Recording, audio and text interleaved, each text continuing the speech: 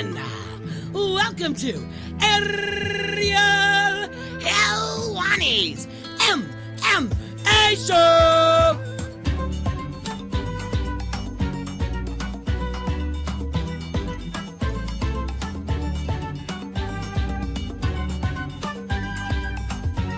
Back in your life on this Monday, September 16th, 2019. Hello again, everyone. How are you? It's good to be here. Hope you're doing well. I'm Ariel Helwani, and there's a lot to discuss on this Monday afternoon. We are buzzing because there's so much, as always, going on in the world of mixed martial arts. Of course, the big news on Saturday, Justin Gaethje defeats Donald Cerrone in the first round. That's now 3 straight first-round finishes for the man they call the highlight. He is a different kind of fighter. Long gone is that reckless Justin Gaethje. Long gone is that Justin Gaethje who absorbs a bunch of strikes, the most amount of strikes for a while in UFC history. Long gone is that guy. Now we've got a calm, cool, and collected Justin Gaethje. Now we've got a Justin Gaethje who goes in there, not trying to use his head as a punching bag, but no, actually goes in there measured, patient, and is finishing guys in the first round. 3 in a row now in the first round. James Vick, Barbosa, now Cerrone. And so the big question is, who is next for Justin Gaethje? He brushed aside the idea of fighting Conor McGregor. I think that was a mistake on his part. He talked about Khabib, Tony winner. No. And I know Justin Gaethje likes to take time between his fights. He's not one of those guys who's going to fight in 3 weeks. I know that. But the Gaethje McGregor fight is the one to make, in my opinion, for both guys. That's the perfect fight for both guys. Just like I said last week, Khabib Ferguson was the fight to make unequivocally. Well, now I say Gaethje McGregor is the fight to win. The fight to make unequivocally. And late Sunday, Conor tweeted Dublin December 14th. And this has made everyone go nuts. What's he talking about? Or some people are rolling their eyes, as is the case these days. But a lot of people are wondering, what is he talking about? The UFC has an event on December 14th in Las Vegas. As of right now, there is no event booked in Dublin on December 14th, and I don't expect one to be booked. Now, crazy things have happened in the sport, but I don't expect one to be booked right now for December 14th. What he is trying to say with that tweet is, I want to give back to the people. I want to fight for my people. I want to fight for my countrymates. I want to make good. It has not been a good year and a half for us.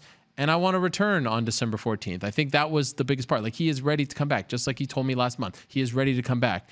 Tweeted out that photo after the Gaethje fight. Seems like he is ready. That was kind of a reply. It's become somewhat of a thing that he does after all the main events these days. He tweets something out. I think he really wants that Frankie Edgar fight. I don't think he was BSing when he said that. I think he views that as an opportunity to get ready for Khabib. Similar style matchup, but I don't know if there's much there, to be honest. Frankie's moving down to 135. He's going to fight him at 155. It just doesn't seem like a fight that will interest that many people. Now, Conor versus a broomstick does well, but to me, Gaethje versus McGregor is the fight to make. So we'll see if they get it done, and we'll see if they get it done sooner rather than later. That's the fight that I'd love to see happen. Glover Teixeira defeated Nikita Krylov via split decision. Bizarre ending to the Todd Duffy-Jeff Hughes fight. No contest. Very reminiscent, by the way, of the Czech Congo Ryan Bader fight. Uriah Hall defeated Antonio Carlos Jr. Misha Serkinov with a Peruvian necktie, or should I say a Latvian necktie, just the second in UFC history behind CB Dollaway and Jesse Taylor back in the day, 2008, I believe, off the top of my head. So a lot happened, but there was one big story that happened to me, the biggest story of them all, and I will get to that in a second. First, let me run down today's lineup, and then we'll get to our first guest of the day, who I think stole the show in Vancouver and was a bigger deal than Justin Gaethje and his win over Donald Cowboy Cerrone. Luke Rockhold will join us at 3:45. He has not talked since his loss to Jan Blachowicz. Hopefully I said that right. We'll talk to Luke Rockhold at 3:45. He'll join us to talk about his future, where he goes from here. Is he really done? Did he really break his jaw? All that stuff and more will be addressed with Mr. Rockhold at 3:45. Jeremy Stephens is back this Saturday, headlining the UFC's return to Mexico City against Yair El Pantera Rodriguez. We'll talk to Jeremy, who's been in Mexico for the last 2 weeks, by the way, or maybe it's 3 weeks now. Anyway, always good to talk to Jeremy Stephens. That's a big fight at 145. We'll talk to him at 325. How about the return of Bam Bam Baklava himself, Bronsolino? Action Bronson, back by popular demand. I think I'm going to have him on every week. I love talking to this guy. He's amazing. He's got hot takes. We'll talk to him at 3:05. Cat Zingano will join us at 2:45. Her first interview since she was released from the UFC. She's got a lot going on in her life, so we'll talk to her about that. 2:25, we'll talk to Todd Duffy, get his take on what happened with the eye poke and the criticism afterwards, how he's feeling. 2:05, we'll talk to Dustin Poirier, his first interview since leaving Abu Dhabi. How is he feeling? He's been active on social media. Where does he go from here? Ben Askren will join us in, I believe, his 10th appearance on the Helwani Show since we moved over to ESPN. That, according to our stats guru, Andrew Davis. Get his thoughts on the state of the welterweight division, which is still a mess. We'll get into all of that. And Iaquinta will join us at 1:25 to talk about his fight against Dan Hooker, UFC 243, Melbourne, Australia, October 5th. But first, like I said, the biggest story of the weekend, it wasn't Justin Gaethje. It wasn't the return of Todd Duffy. In fact, this time last week, I was talking to you about this card, and I said Michel Pereira, that everyone was all excited about, that everyone thought was the bee's knees. He didn't have an opponent. This time last week, Michel Pereira was opponentless. A week later, Tristan Connelly is the one everyone is excited about. That man, the pride of Victoria, British Columbia, Boondock, takes this fight on 5 days' notice. The lone Canadian-born fighter who walked into Rogers Place on Saturday and won. Look at him. Tristan Connelly. All this time, I've been searching for the next Canadian star. Well, we have found him. Tristan Connelly, on behalf of Canada, we would like to say congratulations and welcome to the program. How are you, sir? I'm doing fantastic. Ariel, how are you doing? I'm doing great. Wow, what a story this is, Tristan. A week ago right now, 1 p.m. Eastern time on Monday, what were you doing? Were you even signed yet? Like, were you signed that no one knew? Because I feel like maybe you were on the verge, but not quite signed yet. I was waiting. I was waiting to find out if I got it. I found out Monday night, probably 9:30 at night. I mean, we knew the welterweight was out on Saturday, but I didn't have it. I knew I was in the mix. There was talks, but the UFC, from what I understand, did not really want me to come in being a lightweight against Michel, who is a massive welterweight. They thought I was going to get killed, but me and my management, Jason House at Iridium, we believed in me. We knew we could do it. We wanted the fight. So he said it was the hardest negotiation he's ever had. He's like, usually it takes him, half an hour to get guys in. 3 days. Three Wow. days. And I'm sure the fact that they were in Abu Dhabi didn't really help the situation. But I didn't find out till, like 9:30. I was actually teaching a class at my gym in Vancouver. And we were all kind of waiting to see if we get the phone call. Jason calls me and everyone goes quiet. And I pick it up. And he's like, hey, have you ever fought at welterweight before? And I'm like, no, I fought a fat guy at 180 once. And they're like, oh, okay, I'll call you back. And then we hangs up, and 20 minutes later, I get the phone call.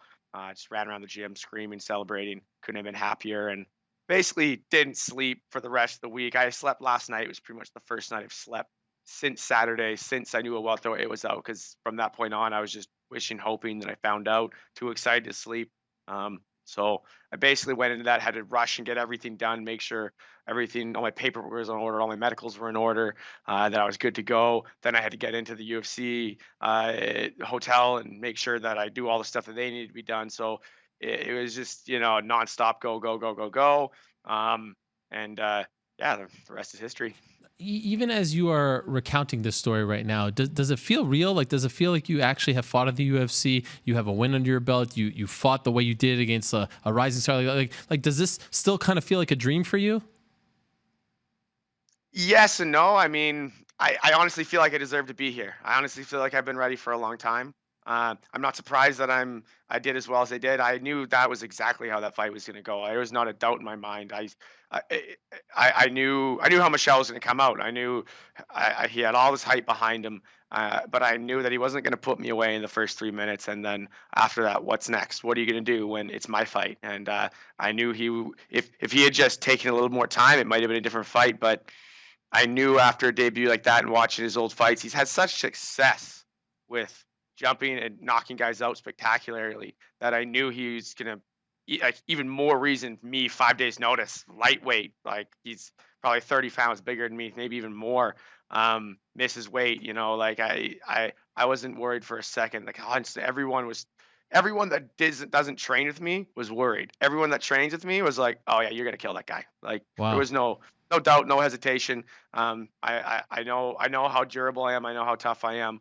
I knew that like if you watch the fight, like the first 3 minutes, I was planning on losing the first 3 minutes. I didn't even try and hit him. The game plan was to stay on him, but don't get too aggressive because I didn't want to jump into his knee. I knew he was going to come at me with those knees, but the plan was either move out of the way or just stay tight and not move into it. Because like a car crash going 30, not a big deal, but two cars going at each other 30 is a lot harder, right? So I just wanted to make sure that I stayed safe. And it's when you overextend yourself, it's a shot you don't see coming.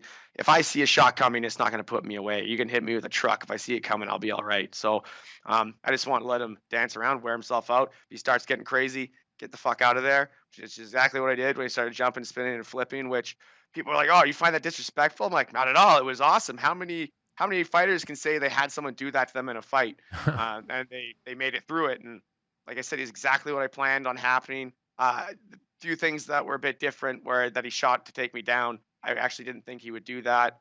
I thought he'd see that most of my wins were all by submission, and he'd probably try and stay away. But he stayed really tight. He didn't really. Once we were on the ground, you could tell he didn't really want to let loose or not, because I think he knew that if he got too uncomfortable, started hitting me too much, I would have caught him for something. Like the few little movements he did, I had some, he didn't let me get too deep, but he was knew I was starting to set stuff up right away. So he did a great job of just that second round of kind of holding me there. But I still think I was winning that even off my back. I was throwing more elbows. I was trying to set stuff up. All he was doing was holding on to me. That UFC canvas is so grippy, and a big strong guy, hard to move those hips and get that movement that you can get on the mats that we're used to. I love the fact that you just answered like 5 of my questions in one question. Like you're a UFC rookie, but you're a pro when it comes to the media stuff. I love. By the way, going back to the beginning here, did you guys volunteer your services, or did they reach out to you because you're a local guy first? Like, how did it actually first start, you being considered for this fight? Well, my management. Okay. Like I say, Jason House from Meridian. If it wasn't for him, I wouldn't have gotten it. They would have gone with someone else. There's other people, because I was ranked number 1 in Canada at welterweight, but that's only because I fought at 160 at FFC a few months ago. I took a fight on like 8 days' notice in Vegas, and it was, I was like, man, I don't think I can make lightweight. I wasn't planning on training for a fight then. So like, let's do 160. So that ranked me at welterweight, and so I was ranked 1 at welterweight and lightweight. I knew I was the guy that deserved it, but like I said, and usually a lightweight versus a welterweight, not a big deal. It's just that the explosiveness and the size of Michelle, they're worried that I would get hurt, but man, I wasn't. Did you ever get close to getting signed by the UFC? Like, did you ever have talks with them, or you or your management ever have talks with them in the past, or for the longest time were they just not looking in your direction? Well, in Edmonton, if something happened, I knew I would get a call, but because there were some lightweights on that card, and I fought the same day, and I was training to fight. I had a 5-round war on July 27th against a guy named Dwan Owens, who got to give a shout out to him because he's a stud, man. That was one of the hardest fights I've ever been in. I put him away in the 5th round, and I had him mounted, and I was smashing him for a minute, and he was intelligently defending. He was working. He was trying. He did not give up for a second. The ref gave him so much time, and he couldn't improve his position. I got real good top control, real heavy hips, and he couldn't get out. And luckily I put him away. People are like, oh, are you so happy about the performance in your fight? Like, yeah, of course I am. I got $100,000. It's awesome, but I had a perfect finish rate in all my wins, and I just screwed that up on Saturday night. So I'm a little bit choked about that. What did you think when he missed weight, and then at the ceremonial weigh-ins did that thing where he did the backflip and kind of messed it up, like just all the theatrics? I'm not talking about the fight itself, but just everything leading up to it. You're the guy who takes the fight on short notice. I know you usually fight at 155, but he misses weight, then the theatrics at the weigh-ins. Like, what are you thinking as you're watching all this? Weakness. You don't make weight, you make weight. You don't not make weight. If you quit making weight, you're going to quit in the fight. That's all I thought. Okay. And then you get to the fight itself. You see him dancing to the cage. I mean, I'm sure you knew of the guy. You knew his styles, you just alluded to. But were you just thinking, all right, let me just weather this and then I'm good? Like, none of that seemed to faze you at all. Like, you were even, I mean, it's crazy because you would think a guy in his debut, guy flipping in front of you, doing all the stuff, everyone's psyched about him. you'd be a little, you'd be a little nervous. You would buckle into the pressure. You were just shrugging this off like it ain't no thing. It was so impressive to watch your demeanor in there. I mean, there's always nerves with every fight. I didn't really feel that. Like, there was more excitement for this fight than any other fight. I wouldn't say I was more nervous for any other fight.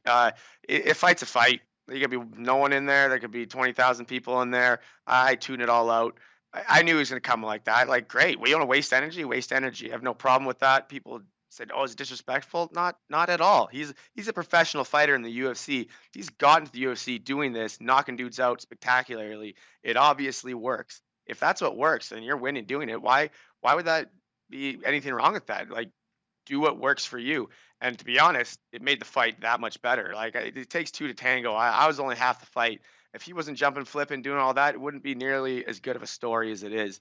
One of my corners, Dan Kajak, he said, man, if this were a movie, he's like, I'd be like, get out of here. This is stupid. This is Hollywood bullshit. This would never happen. Like, all the factors that led into it. He's like, it's like Rocky. Like, there's this, it's insane. Like, I can't believe that all these things came together the way they came together, from the 5 days to the weight class up, to him being big, to him missing weight, to me being a massive underdog in my hometown, winning the fight, getting like, not only getting the bonus, getting his bonus. Like, it's just, there's so much. And I talked to Michelle. I had my friend he doesn't speak any English, but the Aurelio brothers are good friends. I've been doing capoeira with them. They've been doing capoeira to me. I'm not a huge jumper spinner, obviously, but I've been seeing guys jump and flip and spin, not quite to the extent as Michelle, but I'm used to that random kind of style.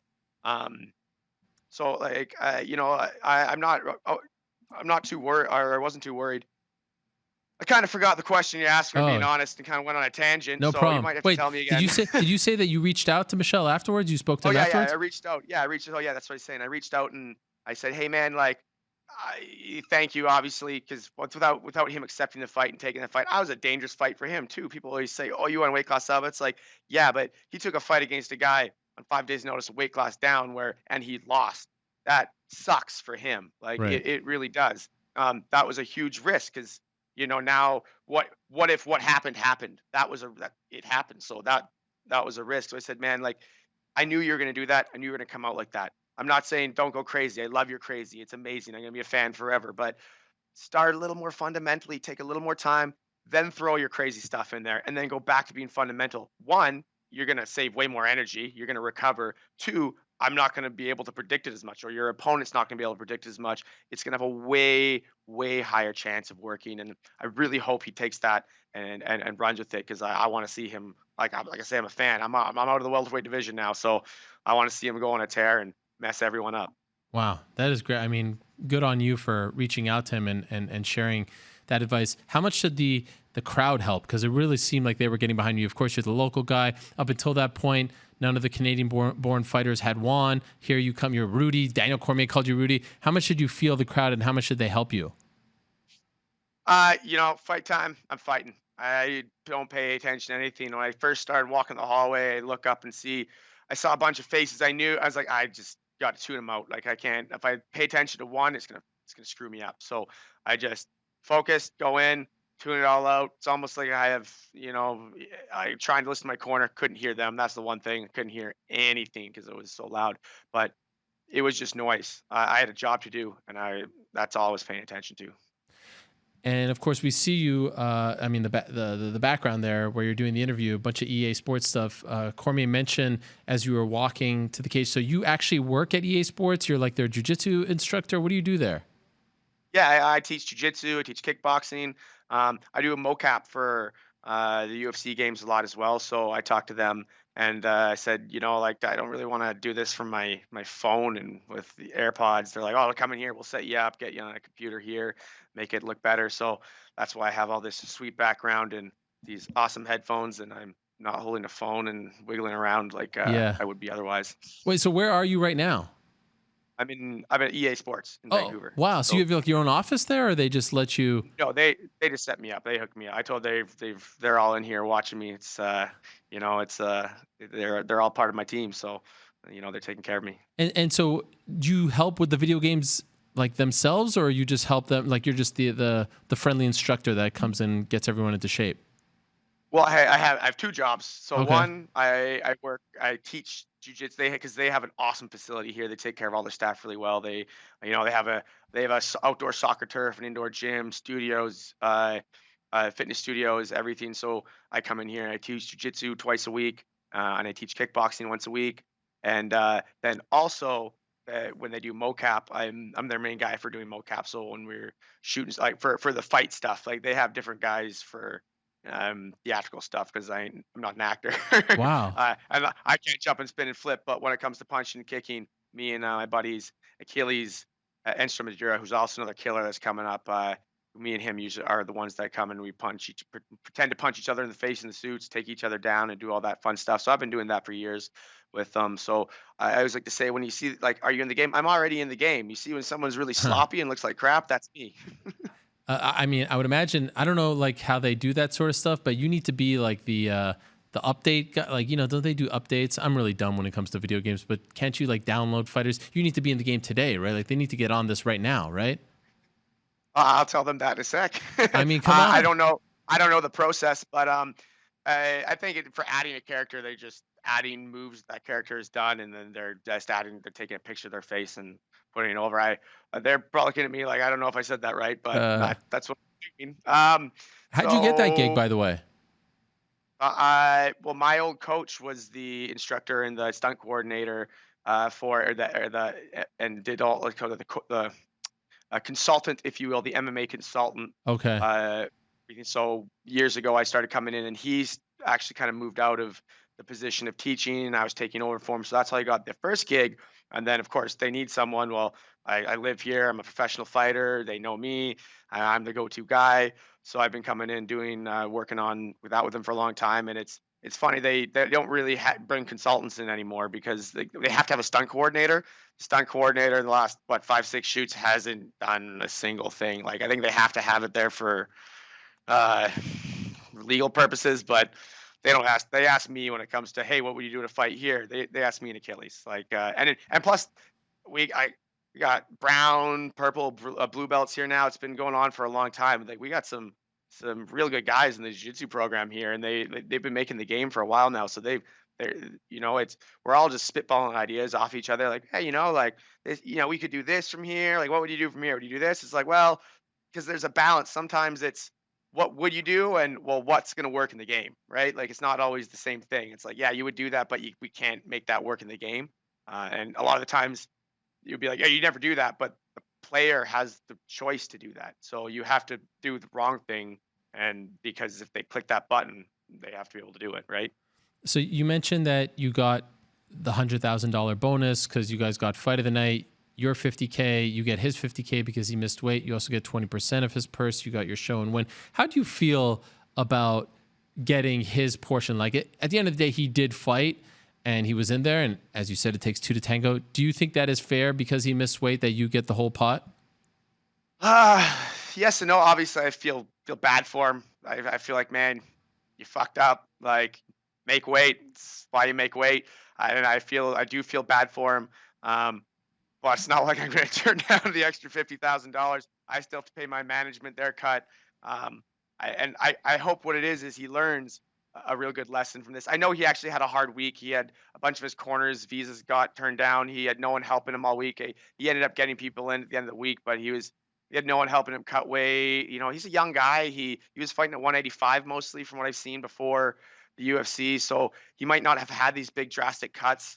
And at his age, and no one to help him, it was a hard week for him. And my heart goes out to the guy. Like I couldn't have been a nicer guy. Came up to me like he came up to me the first time, and I didn't even know if he knew who I recognized me because he was so nice. He doesn't speak English. He came up to me with his phone. I was sitting doing like USADA stuff, this little course I had to do. I was the only one there, and he walks up to me with his phone. Oh, excuse me, gives me his phone. Do you know what the food is? And I was like, oh, the fridge. Oh, thank you.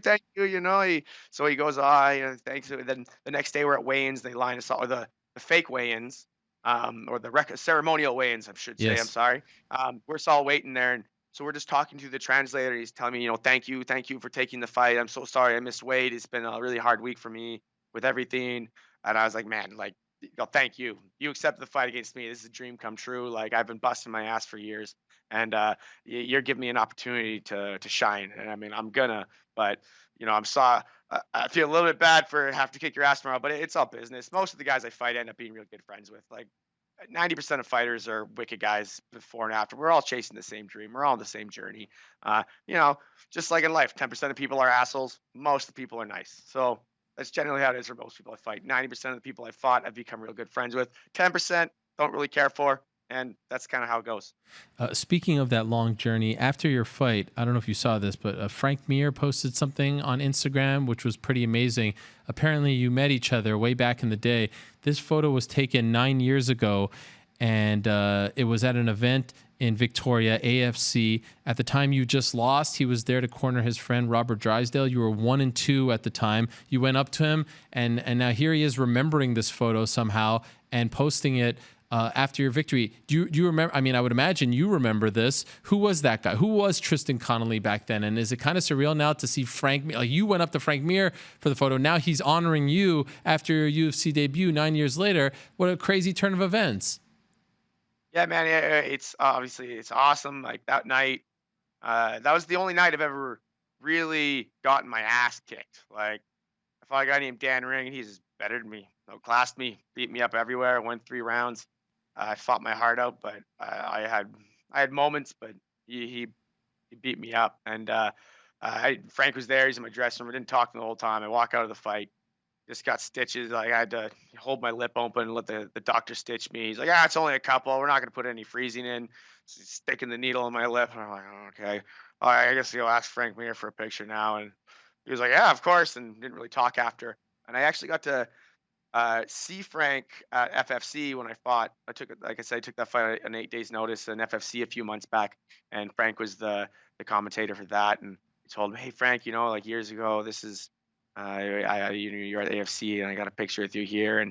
And after the fight, he gave me a shout out, and so I said, "Hey, like." I know. I just want to say, remember this was so I sent him the picture, being like, "Hey, this was that picture of us all those years ago. I was telling you about last couple months." And then I see he read it, didn't do anything, and an hour later I see this post, and I'm like, oh my god, I can't believe Frank Mir just gave me this shout out. That's amazing. Huh. So, and I just the journey, man. Like I was 29 years old, 5-5. I had no amateur fights. I was a blue belt in jiu-jitsu. I probably shouldn't have taken a pro fight, but there wasn't really much amateur stuff going on back then around where I was at. So, I went 1-1. I didn't really know what I was doing. I said yes to everyone. Took every fight I could. My second fight, after won my first one, I went to Japan. I fought a guy with 30 fights. I had a minute and a half of cage time. Took him to decision. It was pride rules, soccer kicks, head stomps. I soccer kicked him in the face, split him wide open. But he got the decision on me, and I just kept going. And the only reason I kept fighting is because I love fighting. And I knew I don't care about the money. I just want to keep kicking ass and keep getting better. And I've been coaching a lot more and more and more, and fighting. And I always I never thought I was going to make it to the UFC. I thought I was just going to keep fighting because I love doing it until I can't do it anymore. And then I'm just going to become a coach because it's the only thing I want to do in life. I don't want to be involved in anything other than MMA. It's my passion, and I'm in it till the end. Is Tristan Connelly the new face of Canadian MMA? Like I said, we've been looking for someone. I feel like you're that guy. You're quintessentially Canadian. Why not you? Do you assume the throne? Hey, I'll take it. I got no problem with that role. I feel like I'm ready. I feel like I have the skills. I have the training partners. I have everything I need. Like we're really doing something special up here. I say my gym, Checkmate Vancouver, but it's not just. It's all the best gyms in the Lower Mainland. So my gym's Checkmate Vancouver. My buddy Dan, who's my corner, has a gym called Universal in North Van. Unreal. Roll Jiu-Jitsu is another wicked gym in North Van that I go to. We're partners with The Sound in Squamish. That's where Cole Smith's main gym is. They're Checkmate Squamish. They're basically our partner gym. Revolution in Langley. I train with everyone here at EA. I have awesome people wherever I go. Also Scorpion MMA, and Pitt Meadows been working with Dan Golker. He's been helping a lot with my striking. I got a lot to work on. This is a never-ending journey, and I'm always improving, always getting better. I'm never going to be where I want to be, so I'm going to have to keep working until I die. When do you want to return? I'm hearing here in December 14th. Sounds like a pretty good card. Okay. So I wouldn't mind that in Vegas. I mean, I could fight even sooner, but really potentially. I feel I didn't take much damage in the fight. I feel pretty good. Other than bumps and bruises, I'm sore, a little sore, but other than that, I think give me a few days, we should be pretty pretty good to go. I'm gonna go back and lift some weights and do some light stuff tonight. I get right back into the mix. Keep my diet on point. I went out, had some pizza and a few beers. Got absolutely mauled by people. Like, "Okay, let's go back to the hotel." And I tried to sleep, couldn't sleep, never sleep after a fight. So last night was really the first good night's sleep I've had in a week. Wow. And just to be clear, you're going to fight at 155, correct? Oh God, yeah. I Michelle was the perfect opponent for me to fight at 170, which everyone thinks is insane. I'm like, man, if it was just a boxer wrestler at 170, the size would have been a lot harder for me to deal with. I don't know that I would have been able to tire him out in the same way. Because I knew that the way to win this fight was to tire him out. I'm not gonna fight everyone like that. What if someone else is creating cardio? That would be a dumb way to fight him, right? I'm leaving openings. I was loose. I just that was the way to beat the opponent. It was the game plan. I followed the game plan. Like the game plan to begin with in the first round was be on him, but not too far in. I don't want to pressure too far hard and run into that knee, but I don't want to give him space to recover. I want to make him keep hitting me. I know when he hit as long as I'm in the pocket, kind of like just outside the pocket, but not quite in kicking range. That's where I want it to be. He starts getting all crazy. Just get the fuck out of Dodge, be out of the way, get back in on him, and just make him work. After that backflip, and I got back up, he was all mine. That was his time. His time to win. It was that first 3 minutes. He didn't. Then it became Tristan time, and I went to work, and I knew there was no steps backwards. There was no stopping. Don't worry about hitting him hard. I wasn't even worried about hitting him hard. I was just feinting, nonstop movement, nonstop getting him stuff to think about. My hands weren't great in great position, but I landed some hard shots on him. Hard shots that I saw wobble his eye. I think I caught him with a hook or an uppercut in the clinch, and he fell over kind of after because I was holding him up, and I threw him, and he fell down to the side, and that's when he started shooting on me. So your striking's working when you make a striker shoot on a grappler. So. I mean, it kind of threw me a little bit. I wasn't expecting him to shoot, but just means that my hands are starting to. I've got some good power in them.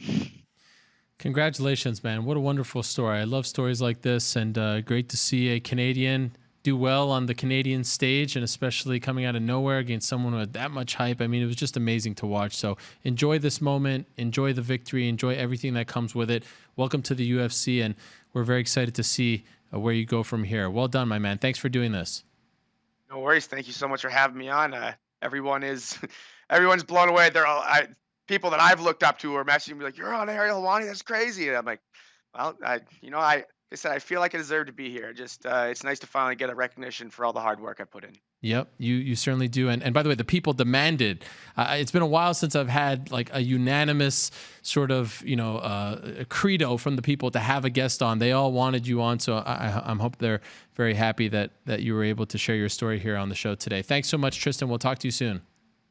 Sounds good. Thanks, Ariel. All right, there he is, Tristan Connelly. What a great story. The Tristan Connelly era has begun, and everyone's still buzzing over what that man did against Michel Pereira Saturday in Vancouver. All right, let's turn our attention to UFC 243. It happens less than 2 weeks from now in Melbourne, Australia. One of the big fights on the card involves Dan Hooker versus this man, Raging Al, back in his familiar spot. There he is.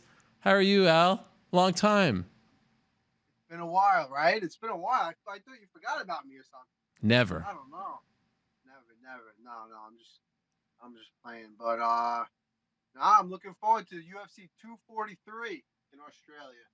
I've been training hard. I'm leaving on Saturday, so I appreciate you getting me on the show before I leave. Yes. Time difference, but I had to been waking up early to come on. Not that I wouldn't have done it, of course, for the show, but I know. I appreciate it.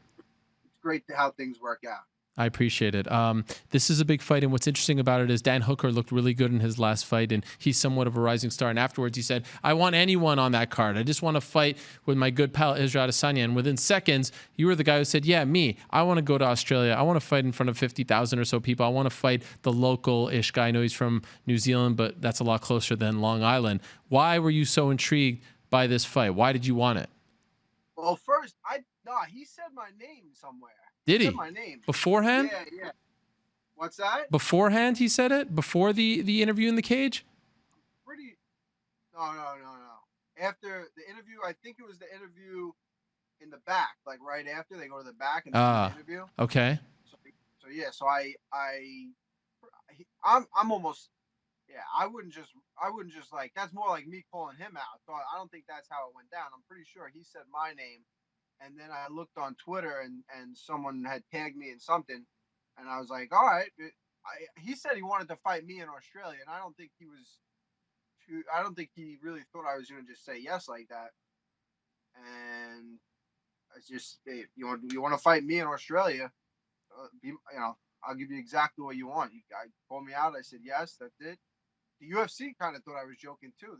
I was the one that presented them with the fight, and then for a while they thought I was kidding, but no, I was pretty serious. So I don't know. Dan Hooker kept saying that I wasn't accepting the fight. Meanwhile, there was no fight to accept. I was the one that offered them the fight. So, that's how that went down. But Australia is nice. I love the Australian people. They were great people to fight in front of. And I fought there back, I don't know, 3 or 4 years ago in Sydney. I fought Ross Pearson over there, who was kind of like an adopted Australian, So I had a great time over there. Went over there early, got acclimated. The people over there are great. The fans are great. I went back to the year after that. I didn't really have much going on. The UFC we were kind of whatever. So I set up some seminars over there, and I taught seminars at like 5 gyms in Australia. So I'm pretty Australian for an American. Okay.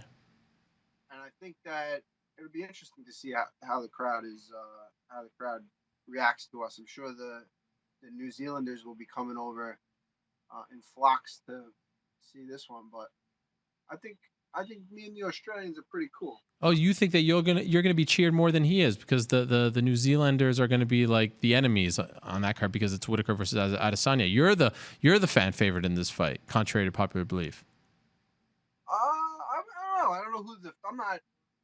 The really only thing I'm thinking about is the fight, but I do know the people. I do know the people over there. I've gotten a lot of messages and I've gotten a lot of support, and I've been over there twice. I think that I respect the Australians, and they work hard, they play hard. So I think we have a lot. We have a lot in. We're very similar in a lot of ways, and I think they respect that. They like the way I fight. I like the way they do things. By the way, why do you think the UFC thought you were joking about this fight? I think they wanted this. I don't know. MSG is like a month. Yeah. After. Yeah. So, I think they wanted to see if I wanted this fight to be in MSG. But what am I gonna say? Oh yes, I accept your fight call out, but let's do it here. I just said yes. You want to fight me in Australia? Yes, that's it. You're gonna get exactly what you asked for, and that's it. I'm not gonna say, oh yes, but let's do it here at this weight or this time. He called me out, and I gave him everything he wished for, and more. So that's it. Are you impressed by him?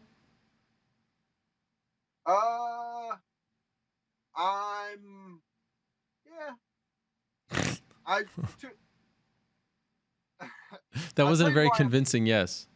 I'm impressed by him because he was in our locker room at one of the fights, and I remember looking at him and I was like, this guy's in the UFC. Him like warming up, and I thought he was a 170 pounder or whatever. I think Marab and Aljo fought in Newark. It was in New Jersey, and we were in the same locker room. And I was like, this guy fights in the UFC? Like, he doesn't look great. And then since then, he's looked really good. So he's very dangerous. He's climbing up the ranks. He's making a lot of noise. So he's definitely working hard. I can tell he's working hard, and he's going to be coming after me. He's hungry. He's young up and comer, and he's fighting on a huge stage close to home. He's comfortable on that side of the world. And he picked me out of everybody. He picked me out. So at he's hungry. He's coming after me, and I'm gonna make him wish he didn't say my name. By the way, this is the first time we see you in action since May, since your fight against Donald Cerrone. What, if anything, did you learn from that fight? I think I learned a lot from that fight. I think I learned a lot. It really refocused me. I think things were going pretty good for me. There was a little, it was a little controversy in my life. Like a little, I got to come back from something. I got a little chip on my shoulder right now. I got to show people that I'm not just a tough guy. I think people, you think of me, you think of tough. I'm way better than I am tough. I think in my last couple of fights, maybe I've had to show the toughness, but I think in this fight, the toughness will cancel itself out, and you're really going to see who the better fighter is. And I've been working all my life for this. I'm refocused, not even refocused, just more focused, more everything. I fought a tough veteran, Donald Cerrone. He's been in there with everybody, and he's good. I mean, shame what happened to him this weekend, but it's a learning. I think a couple of years from now, we're gonna look back, and that'll be the fight where it's like that fight really propelled me to do what I'm about to do. Wow. By the way, were you surprised that Gaethje finished him so quickly? I know you and Gaethje have, you've had your history. You never fought, but there was some talks. Were you surprised that he beat him that quickly? Nah, I don't know if I was surprised. I thought that was definitely a possibility. I thought that Cerrone, he fights so frequently. That catches up with you, and he's not getting any younger. I thought that might play a factor in my fight, and it didn't really look like it. It didn't feel like it did for sure. And then I thought he was fighting very soon after his last fight and 2 fights to me. Yeah. And now he fights two more fights. So I think, it's got to catch up to you at some point. Gaethje's a fast starter. He comes out quick, and he's been knocking people out. So I think that if it was going to go one of maybe 2 or 3 ways, that was probably one of the top ways that it was going to go, Yeah. And but by the way, when you speaking of fights that have happened recently, 2 weekends ago was the Khabib fight.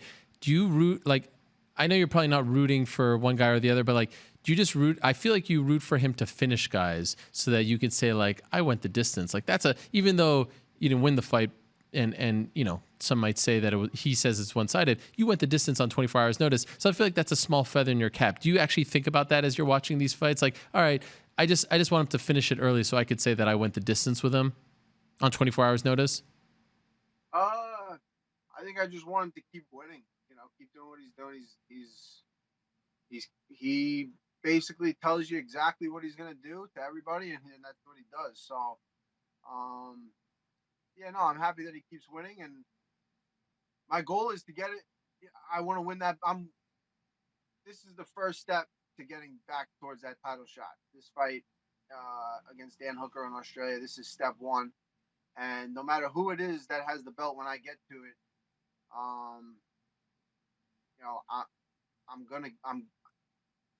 I'm gonna win that belt, and I hope that it's gonna be Khabib that's still the champion when I get to it, because I really need to run that one back for myself. I think that I have what it takes, and I know I'm gonna get trashed online for even saying this because I have before, but I really believe that with even 6 weeks preparation, a 5-round fight is something I never did up until that. I'm not even going to talk about it, but that's the fight I want. That's eventually, I hope that happens again, and I get to prepare for it. That's all I'll say. But I know I'm confident in my skills. I'm confident in what I can do. And look, you're only as good as your last fight. So right now, people think I'm just a tough guy, and I'm working very, very, very, very hard to show you all the other things that I'm good at. It seems like, you're fairly active. You're getting right back in there. Things are going well, right? There's not a lot of turmoil. There's not a lot of problems. I feel like we're on a nice little run here. Can change like that, Ariel. It can. But for right now, it seems like it's a good spot, right? Or am I wrong? I don't know where we're at. What's bothering you? Nothing's bothering me. I don't know. Tell us. It's okay. Only good things have come when you've shared your feelings on this program. I know. Does anybody watch? No, no one watches. Please. No, not this show. I know everyone's watching. That's why. Oh. That's why. I know everyone's watching this show. Tell me, what are you going to say? Does anyone watch what? I don't know. What the Bellator card this weekend? This coming weekend? The last weekend. There wasn't a belt. I'm confused. Like I like watching Bellator, but I just can't. I don't have I just got the Days in app. Oh, okay. What are you trying to say, Al? I don't know. I'm just trying to think. Ariel. Okay. I'm just asking questions. Oh, you're asking me questions? There wasn't a Bellator card this past weekend. There was one a couple. Yeah, 2 weekends ago. Yeah. What about it? Did you watch it? Yeah, I did. They had feather. It was okay, I guess. I mean, featherweight Grand Prix. Yeah. But that's featherweight. You're lightweight. I don't know. I don't know. I haven't seen it too much. Okay. Interesting. What about Kevin Lee coming after me a couple weekends ago? Or weeks ago, a couple Mondays ago, right? He was saying that I bring you up too much. Did you see this video of him driving his car and playing a video game? Kevin Lee's never been the smartest of them all. Did you see this video? I don't know if you follow him on Instagram. It's very scary. I don't follow him on Instagram. I don't have that kind of time. But yeah, hopefully he's a good driver because he ain't too smart. And if he's playing a video game while he's driving, hopefully he's a good driver. But yeah, I did see the interview where he came after you and he brought up my name. I don't know, man. That guy's shot. He's talking about look. It's just like you can tell that he's never gonna be good because of his little attitude, the way he sees things. Like no one gives a shit about him coming down to lightweight. He's like, you know what? Khabib impressed me this week, and I'm gonna come down to lightweight, and I think I can help out George St. Pierre in case they fight. Like, bro, shut the fuck up. No one even cares. Like, is that guy kidding? That guy's nuts. And I never would have brought him up if you didn't bring him up right now. But holy shit, that guy's fucking shot. I don't know. He just needs like a brain transplant. That's the only way he'll become a good fighter because he's just not. He really just isn't. There's no reason why Kevin Lee isn't a world champion. There's no reason at all except for right here. That's the only thing that's holding him back. And he just won't. He just doesn't learn his lesson. He just keeps doing the same thing again and again and again. So that's like, I don't know. And of course, New York Rick letting me know that it was a Tesla, so he wasn't really driving. Get the hell out of here with this. You're on the road. There's cars in front of you. Enough. Like it's like one of those self-driving cars. I mean, you have to be some kind of. I mean, really, you don't believe in this nonsense, do you? I don't know. The Tesla seems pretty good. Oh, stop it. Were talking about this Tesla. No. It's very dangerous. Well, yeah. No, there's no excuse for driving and playing a video game at the same time. But I'm all with the electric cars. So. Yeah, sure. But just drive it yourself. That's, on the highway. There's a lot going on. You're defending Kevin Lee now. I've heard. I'm not defending that guy. I don't know. I didn't even know about him doing it. I'm getting secondhand information, so I can't make a good educated decision about what he does and what he doesn't do. But the Tesla seems pretty cool, man. I think one day, that's the future. Yeah, it's the future. You know what I mean? And I don't know. Maybe you can play a video game and drive it, and you're safe. I don't know. You're like half there, half not there, half in the video game. No. The car can do half the work, and you're doing half the work. You put it together, and it looks like you're doing, the right amount of work, right? By the way, know. speaking of the future, are you really training Bagel Boss to fight Lenny Dykstra? Is this the truth? I got him started in his training camp, and I've been in touch with his people, and apparently he's doing what he's doing, and he's gonna fight.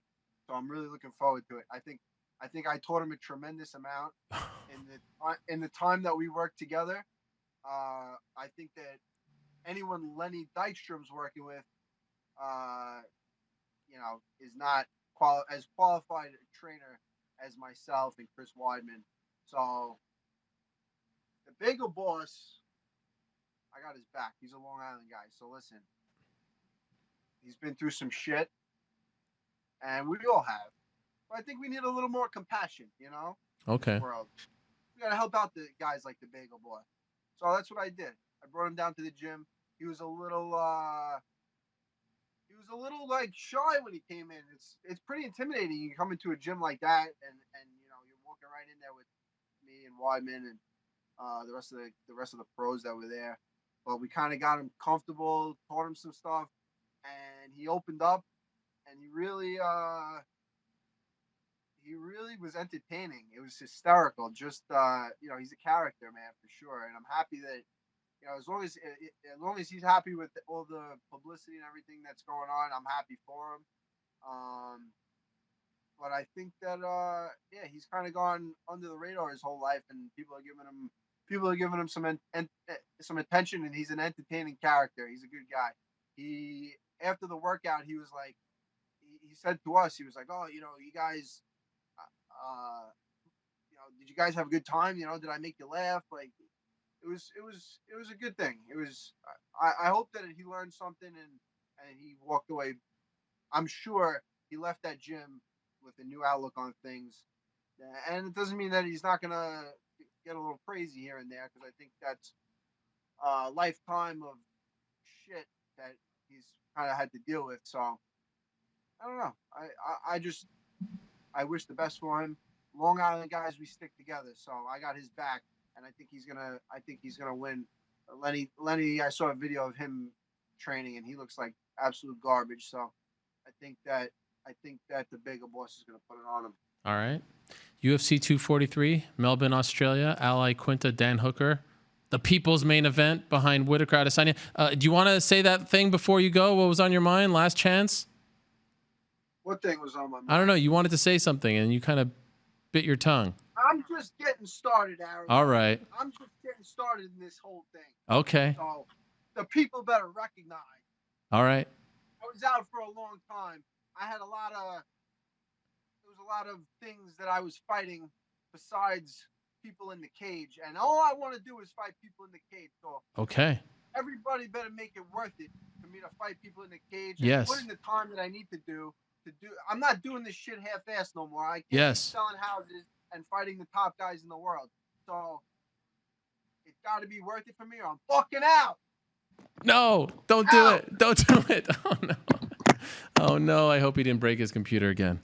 I was worried about that. Iaquinta, everyone. All right. Let's not make our next guest wait any longer. We'll go from Iaquinta to Ben Askren, one of the all-time great back-to-back guest bookings in the history of this show. Funky, are you there? Making your record 10th appearance on the program. I was listening to you and Iaquinta, and Ariel, I'm very disappointed in your lack of desire to want to drive an electric car. It is significantly better than you. It does not get distracted like you get distracted. What's the issue? Are you serious right now? You feel comfortable with people playing video games? Yes. Really? Yes, dude, I get distracted. I'm a human being. I have flaws. You are a human being. You have flaws. And I'm not going to say that the Tesla's going to be perfect in autopilot, but it is probably going to be much better than human beings. There's a lot of auto deaths every year. Not a good thing. You're siding with Kevin Lee on this? You feel comfortable as a father? Well, I don't know what Kevin Lee has to say about it. Well, he posted a video of himself playing video games and looking in the back seat while his car was driving itself. I don't feel So comfortable. I don't use my auto drive feature too much because it makes you actually keep two hands on the wheel, and I'm trying to text and shit. So No, please don't do that. well, it's not illegal, so whatever. Let's be honest about what we're all doing. And so it makes me keep two hands on the wheel, so I don't use it very much because then it beeps at you like you don't have two hands on the wheel. And then it says I can't use it anymore. You don't have two hands on the wheel. I'm like, okay, whatever. What about that Turn factoid yesterday that we dropped? 10th appearance in less than a year. Yeah, I mean, Ariel, I don't know why. I told you this. I don't really know why. I don't get it. For some reason, what I'm saying is resonating with the people. I kind of went my whole life. I don't know about my whole life, but a good portion of my mixed martial arts career as kind of black sheep, if you will. And then all of a sudden, people love me. It's funny. It's weird. It's strange. It is amazing, and especially coming off a lot. By the way, you went from 6 to 11. I didn't notice this, but it was just in the fictitious rankings. How do you feel about that? I thought I was fifth, and I think me and Masvidal were number 4 and number 5 going into the ranking, into that fight. So the rankings don't matter all that much in the UFC, as we see. Sometimes they put this guy versus this guy, and they're way far apart, and we don't know if we should really trust the people who do make the rankings. So it's whatever, right? I'm 11th. I get a few wins under my belt. I'll be significantly up there. And, we as we all know, it's mixed with popularity that pushes the title shots. So there's that also. Okay, so we have a lot to discuss here. First, I actually was curious why I was trying to think today. What did Ariel want to talk about? Because we've already talked about my Maya fight. Yeah. I do have other things going on in my life. Nothing that I think you will be all that interested in. It's wrestling, and parenting, right, crypto, and all this other kind of side stuff. But yeah, I'm excited. So just shoot away, and we'll just see where we go. Okay. Well, let me ask you this, because I feel like the 170-pound division, your weight class, is a very confusing one right now, especially at the top. And I just wanted to actually sincerely know Ben Askren's take on what's going on at the very top. You've got Kamaru Usman, the champion, Colby Covington. These guys are idiots. Okay. Idiots. But listen, it's not the first time I told you they were idiots, and you guys should have listened to me before. I mean, holy crap. These guys, Covington and Kamaru, can't get it right. I call him Kamaru. His damn name is Marty. What am I talking about here? They can't get it right. So here's listen. I don't. This is not from the UFC. This is my take on here's what I heard happen. Colby says, I want a whole bunch of money. Colby, you're not worth that much money. And I'm all about fighters' rights, Ariel. I do think MMA fighters as a whole should probably be paid more. But at the same time, unless you're part of that movement, you have to deal with yourself individually, one versus the UFC. And so, Colby shoots it way out of the ballpark. They say, yeah, right, dude, get lost. You're not worth close to that much because he is not nearly as popular as you think. And so then they say, Colby, get lost. We're bringing George in here. And then Marty says, well, if I'm fighting George, I want more money. And they said, what? No one cares. No one gives a damn about watching you fight, Marty. Get out of here. And then they made Colby. Then they made George and Nathan main event, which, you know what? People are excited about that. It's not for a title. People are pretty excited. Listen, I don't like George, but I'll give credit where credit's due. He is making people care about him. People are excited for that fight. Okay, so we all know that that was the easy one to make, but the fact that you have Kamaru and Colby, I feel like, I don't know if you view it this way, but this is my read on the situation. It almost feels like they're working together in unison. I don't think they're texting behind the scenes, but it sounds like they're almost holding out together. Like this is somewhat reminiscent of Nate. No, that is you know what? That's like way above their intelligence levels. You give them way too much. Did we lose Ben? Okay, we seem to have... Ben, hold that thought. We lost you there for a second. You were vibing here, and the camera just went out. So let's get back to Ben here in a moment. We'll reconnect with him, talking about the welterweight title picture. As of right now, as I wrote in my weekly column for ESPN.com, they're still in the same spot as they were last week. Like nothing's changed. I thought by now, a week later after making Masvidal versus Nate, I thought they would have, moved along, and the UFC has tried to make the fight happen, but they're still talking about the same numbers, the challengers offer, all that stuff. Let's go back to Ben here, but they're still in the exact same spot. Nothing has changed. Sorry about that, Ben. I don't know what happened, I was but texting you guys. Yeah, I saw myself the whole time, and I heard you guys, and So yeah, so like we were talking about, I'm hearing an echo now. Can you hear that, Carol? No. You hear yourself? I do. So I'll just keep talking. It's all right. Well, if that's frustrating, we could reconnect. I don't want you to lose your I still mojo. want the sound poor. So okay, so here's the deal: is Wait a second. Do you Nate hear and yourself in George your are headphones? Okay. We're going to fix it. We're going Nate to and fix it. George are they're looking fantastic coming out of this. People are excited for their main event, and Colby and Marty overplayed their hand because at the end of the day, there are a few people in this business who people can care about without you fighting very frequently, but there's not a lot. There really isn't. There's only a couple, and neither one of those two has the personality to do that. And so they just lost the main event spot at Madison Square Garden, which is going to be a gigantic card, and so they just missed an opportunity for themselves. And I don't believe the UFC will reward them handsomely for this type of behavior. And the UFC always holds the cards over the head. Like if they got one over on the UFC this time, they're thinking, okay, we'll get you next time. We'll give you a little more this time. We'll get you next time. And so I think they overplayed their hands. I think they could have played their hands significantly better. A lot of people in this sport, they don't look at kind of the whole playing field. They only look at what's in front of them, and they listen to some of their dum-dums on the side telling them they're worth way more than they are. Okay, so do you think the UFC should move on? Do you think they should go to Leon Edwards now? Like, do you think that they should actually No, they're not going to Leon Edwards, Ariel. Why not? Because when George beats Nate in the main event, he's going to have so much steam behind him, and they're going to throw him in the main event. Oh, you think they're going to wait? Yeah, think about how much momentum George will have if he beats Nate Diaz.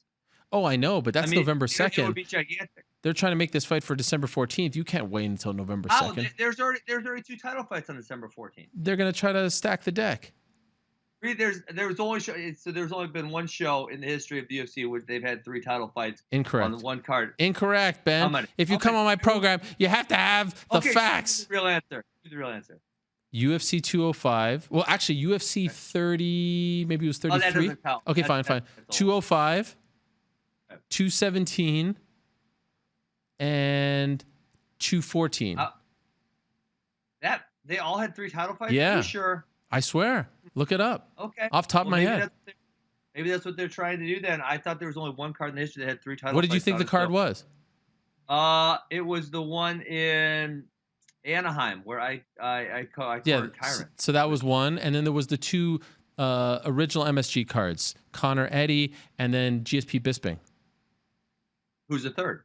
Well, no, those were 2 separate cards. So it was Connor Eddy, Tyron versus Wonderboy, Carolina versus Joanna. That was one card. Then the next year, it was GSP Bisping, Cody TJ, Joanna Rose. Okay. Come on, Ben. Come on, Ben. Wow. Well, Ariel, you don't get that kind of talk on your jabroni show with the other jabronis, right? Come on. Come on now. Well, this is why I lost your what was that contest you had? Oh yeah, the trivia. Yeah.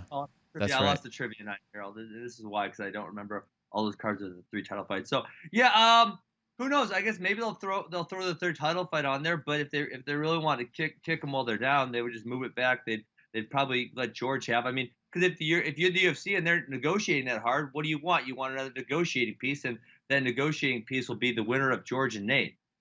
Okay, so let me ask you this: as you're watching this all unfold, is there a part of you that's like, I mean, I could have made this so much easier. I could have. This wouldn't. I could have. Does it annoy you? Talked about this. I know, but it's way worse now. It's way worse now. No, I've already forgot about it. Okay. I've already got it out of my life. I've already realized that I blew that opportunity, and now I have to deal with the reality that I'm in. And so, no, I don't really even consider that anymore. Okay. But isn't it insane how popular Jorge Masvidal became? I never saw this coming. I also did not see it coming. I mean, he still has not said thank you. And if you think about him going into that March fight with Darren Till, barely anyone was talking about him. I know. I mean, he had a year. He had lost his 2 previous contests before that. And that's MMA the landscape in MMA can change in a heartbeat. I mean, it really can. It can and it does very, very frequently. And since my fight, he's got a lot of great media opportunities. He's actually taking advantage of them. He's showing up to them, which is part of the job. And so I think he's going to be, him or Nate will be a gigantic negotiating piece between Colby and Marty. They'll force the hand. What do you think would happen if you ever actually saw him in person now? Like, do you think you guys could be cool? Do you think you would bury the hatchet? Yeah. No, I mean, I would probably just ignore him. I don't know what he might try to attack me, so we might fight or something. I'm not sure. Why would he attack you? You already fought. Well, it seems like something he'd want to do. If I ignored him and he ignored me, whatever, I'm good with that. Are we gonna be friends? No, I highly doubt that it's gonna be the case. So I think it's either we ignore each other or he attacks me and we fight again. One of the two. Okay, now I want to get your opinion on this as we're running through the list. Let's go. I'm so excited. The UFC creating a BMF title. Buy or sell this idea? You know who should get credit for this? Who I can't believe no one's bringing it up, and maybe I don't want to go after him like this, but maybe this means not a lot of people listening to the show. But Chael's been talking about this for a while. Chael's been talking about he didn't say BMF, obviously, right? But he talks about how a belt sells the fight to your non-hardcore fan, and how they used to have this super fight. So when they couldn't come up with the title, they would put a super fight belt on the line, and people would get excited by that. And listen, I don't totally disagree. I think it is a good idea. There are some. Listen, Nate versus George is going to sell better than Colby versus Marty would by a long shot. It's not even It's not even close. They're not even in the same ballpark. So F it, throw a belt on there. If they want to do Gaethje versus McGregor and throw a belt on that, they can probably do that too. If Gaethje wants to say, well, I'm actually the BMF and I want to fight the winner, and Nate and George put the BMF title on the line, that one's going to sell good too. So I don't think it needs to be an actual title. I think Chael had a good point here. But don't you think we want to see? Absolutely, but don't you think that like the promotion making this fake belt, like not even a tie to a weight class, is different than a super, like just this sort of BMF? Don't you think that kind of cheapens the title? Like it's one thing for Nate or Jorge to show up like Chael did with the fake belt and say, I'm the champ. Don't really consider. Are you really gonna consider them a world champion? Are they gonna be the BMF world champion or what? I'm just gonna consider. But that's the thing. That's one fun fight you want to see. They get a belt. It's like getting a trophy. You win a tournament, you get a trophy. Sweet, awesome.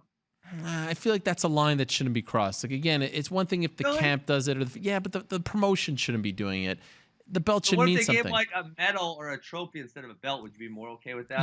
Yes, because it doesn't blur the lines. Yes. A medal would be nice. A big trophy would be nice. A belt feels like a real belt. You're not a real champion. It's fun if the fighters do it between themselves, gentleman's agreement. It's cool. But like I said last week, Hulk Hogan took the WCW title and spray painted NWO. That made it cool. But WCW didn't make the belt. Now it makes it too corporate. It has to be counterculture. See what I'm saying? I don't know. I'm kind of okay with it. I think it definitely works in the situation. Yeah, I mean, maybe if they were doing one on every single show, that wouldn't work. But I think once in a while, it's kind of a fun. Just like I think about tournaments. I think you shouldn't do them all the time, but once in a while, tournament would be fun. UFC should do a tournament once every couple of years, right? I mean, they should mix it up. I think there's certain things that make it fun. Okay, now what's going on with you and Conor McGregor? It seems like you're poking him a lot these days. Nothing. What's happening? Why are you always poking? I do on social media. I poke people. Okay, but he finally actually responded to you. What did you make of his response? He said, "Why so serious?" It's one of those nonsense. Honestly, I think he probably spends a large portion of his day drinking, and so a lot of his responses are kind of shenanigans, nonsensical. They don't make a whole lot of sense. It was just like I was getting annoyed. And listen, people on my mentions, they think like I don't get to have an opinion because I'm a fighter or something. I get to have an opinion. I do have an opinion. My opinion is heard by a lot of people because I have a large Twitter following. And so I enjoy the sport of mixed martial arts, not only as a coach, not only as an athlete, but I enjoy watching it, following it, and doing that kind of stuff. And so I was getting annoyed by the fact that Conor just keeps saying, "Oh, I won't fight you." And then the Dustin fight, that's probably a great fight for him. Dustin's got a lot of hype. He just came off a world title shot. If there's a fight that's going to get Conor back in it, boom, that's it. I don't think they're going to make Khabib Conor. It's just not going to happen. Nate Diaz is tied up. So who are Conor's other options now? I mean, obviously Justin Gaethje is, but if you're looking at Conor, shit, I'd rather fight Dustin Poirier before I'd fight Justin Gaethje. But if you're Conor, okay, so you're just enjoying kind of trolling him. Sure, I get to have an opinion. Sure. That's it. I like MMA. If I want to have an opinion, I get to have an opinion. Yeah. My opinion is the Dustin Poirier fight was a good option for Conor. Conor, shut up. Stop trying to act too good for it. Take the damn fight. Take a fight. Take any fight. We don't care. We just want to hear you shut up on social media and actually take a fight. I mean, give me a damn break. It's been, what, a year? More than a year? Almost a year.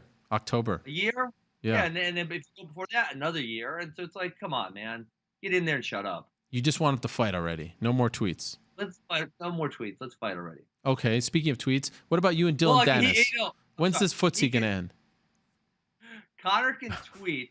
He just can't tweet about fighting everyone or saying he's good for fighting everyone without hopping in there. So he can tweet about whatever he wants. Just not about saying, I'm tough, I'm going to fight, unless you actually fight. Dylan Dennis, man, sometimes, Ariel, we talk about, as low as we talk about Colby's IQ being Dylan Dennis, I mean, he just sets you up for some low-hanging fruit. I just can't help myself from responding. It just, when he says something about his kneecaps hurting, bro, why your kneecaps hurt? I can only think of a couple reasons. but why do you keep engaging? Because it's too easy. He said his kneecaps hurt. Ariel, name me 3 reasons why your kneecaps could hurt. Give me 3. I will not. Give me 3. I will not give you one. Because you can only think of one, and you know what it is, and you won't say it on this program. But why? Why do you have interest in competing against this man, or again, do you just like poking him? At this point, it's just poking. I mean, obviously, he challenged me to grappling matches, which I haven't partaken in a grappling match in many years. And after my MMA career, that's something I would definitely. I don't love grappling. I spent all my time coaching wrestling, doing wrestling, and so I don't really love grappling on the same level. Not saying that I would never participate in it. At this point, it's my mixed martial arts career, and when I'm done with that, if I chose to partake in a grappling contest, I think it would probably be against Dylan Dennis. Wow, really? You're opening the door? I didn't say I'm going to. I just said if I was going to grapple against someone, I feel like he would be the right guy to grapple against. This is the first time you've actually sort of said that this is of interest to you. Yes. Like I said, not till my MMA career is over, which who knows when that's going to be. But I feel like this is a big deal. This is the first time you've actually sort of acknowledged the possibility of this happening. Okay, Ariel, why were his kneecaps sore? Come on, man. Wow, that would be big business. I'd love to see it. Submission Underground. But you never know. Is Chael That's still Chael. going? Yeah. See? Yeah. I you know what? I felt bad because I was talking about Chael about doing a wrestling match in Submission Underground, and it didn't work out. I would love to see help him get some big numbers over there. So I've watched his program a few times. It was really good. I watched the Dan Henderson, John Jones one. That was fun back in the day. Yep. Can you put in a good word for myself and Chael with Jordan Burroughs? I think he's really mad at us.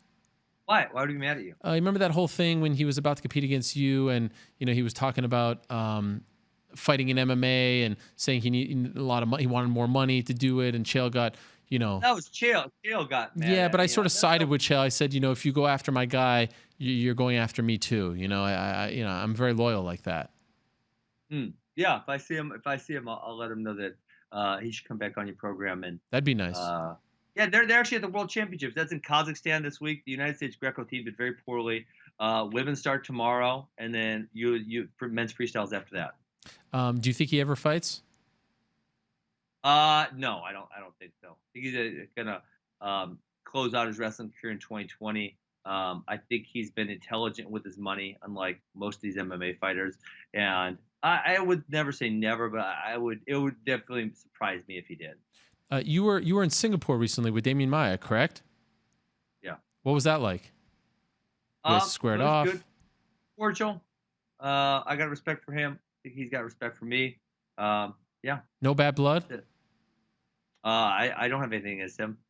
Does it feel a little less like, with Masvidal, there was so much tension there. This time he's so nice and respected. Is it hard to get up for it?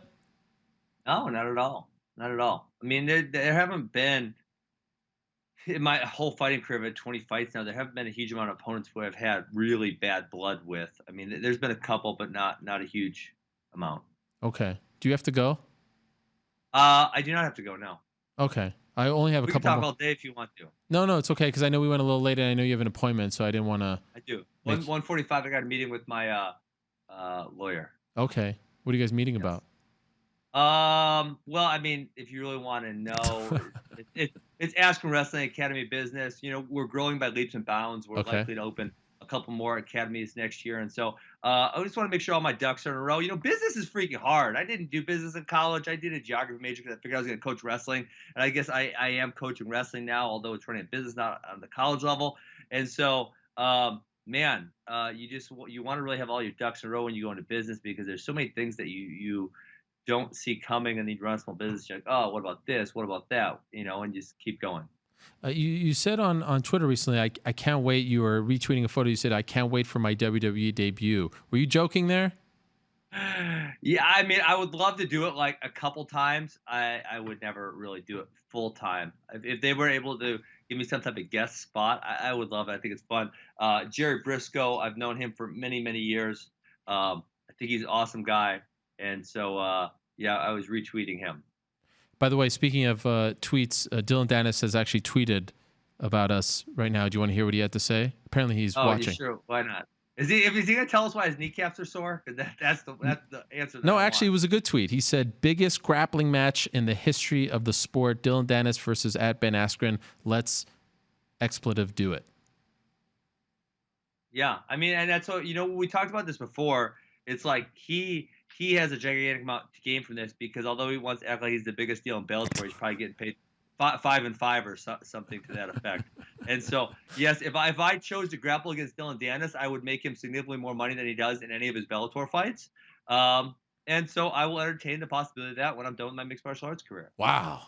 I have to say my mind is blown. I can't believe you're actually entertaining this. Before you've always brushed us kind of like the way you were sort of weirdly enough. I think, Ariel, I think I've said before that I'm not doing anything until my mixed martial arts career is over, and when that happens, then I would. No, this is way more promising. What did I say? What did I say before? The door is just wide open now. Like before, those questions I just asked you about Damian Maia, and you got weirdly uncomfortable and didn't want to answer anything about him. It was always like that. Really? It was always like that. Now you're like fully into it. Okay. Why were you so uncomfortable when I asked you about Maia? I don't believe I was. I just didn't have much to say. It's like, he's a good fighter. I like him. I don't really have a huge amount to say about it. Okay. That's it. Just a couple more. Khabib Nurmagomedov, greatest grappler in the history of the sport. True or false? He does a great job, doesn't he? He kills Dustin. Isn't it amazing?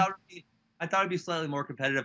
There are not a lot of great wrestlers at 155. Mm-hmm. Gaethje would be interesting. Obviously, he was a good, not great wrestler. Doesn't use his wrestling at all in mixed martial arts. So it would be interesting to see if he retained any of those wrestling skills enough to stuff takedowns. Someone like Johnny Hendricks, I remember, was obviously a very high level college wrestler, but kind of lost skills as he got older because he got away from the sport. 155. Another great wrestler is Gregor Gillespie. Oh yeah.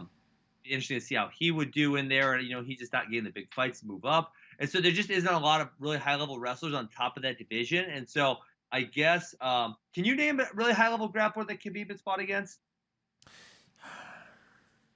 Who's the highest? I mean, that's the thing. Let me go look at his record.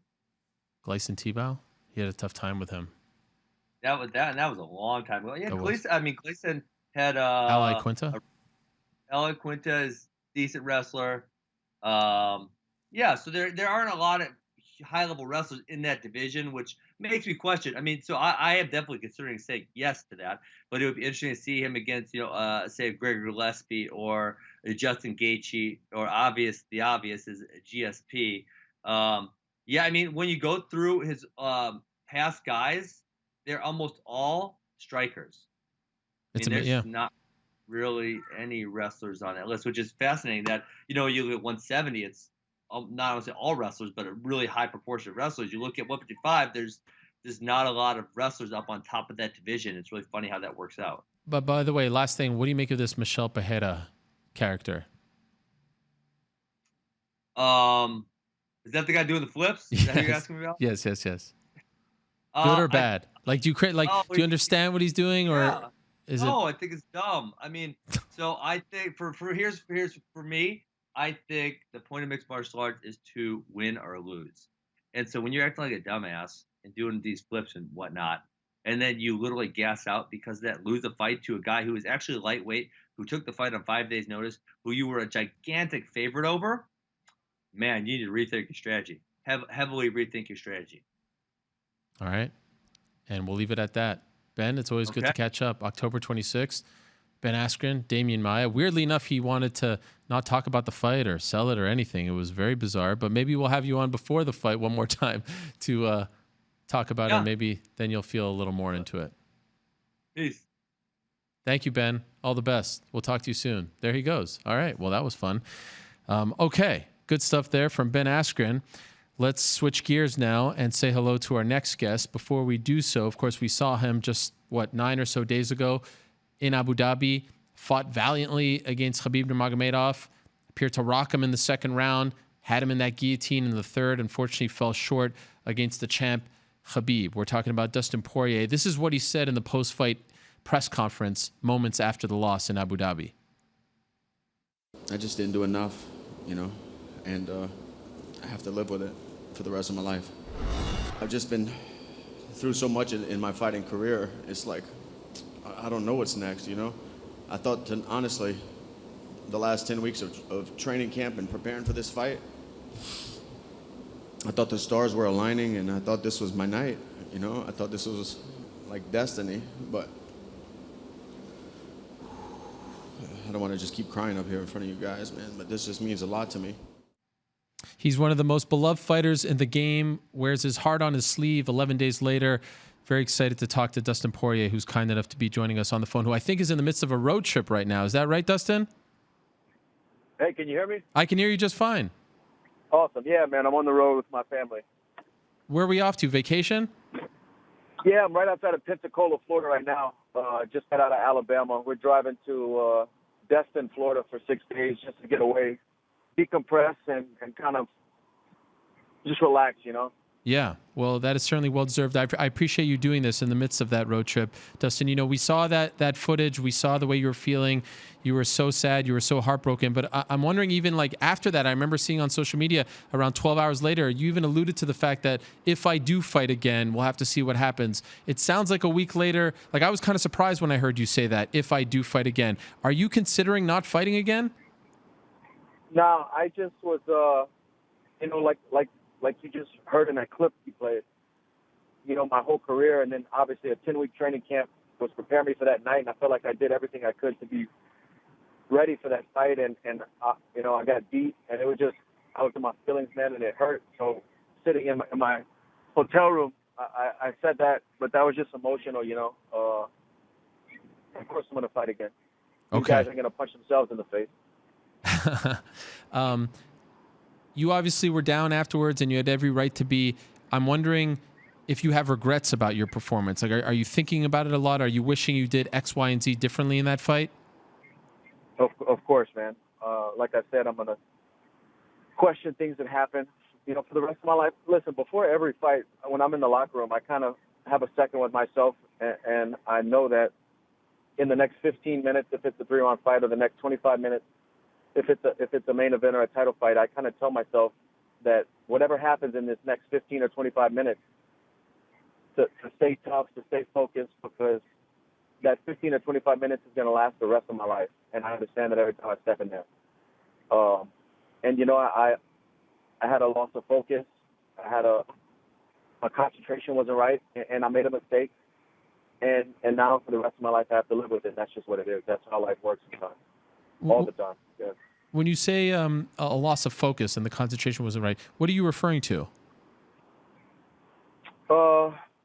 Not protecting my neck area. I've been doing this for a long time, man. I've had the best guys on top of me. Of course, Khabib is the best in the world, but getting rear naked choked, it's something that I'm so much better than allowing that to happen. It's one thing if a guy hurts me and I go down and hit him back and I know what's going on in the moment, and that's a happen. Just I don't know, man. I just felt like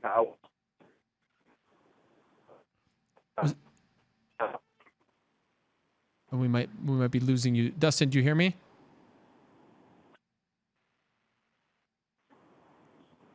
Dustin, are you still there? Yes, I can hear you. Okay, sorry. I think we lost you there very briefly.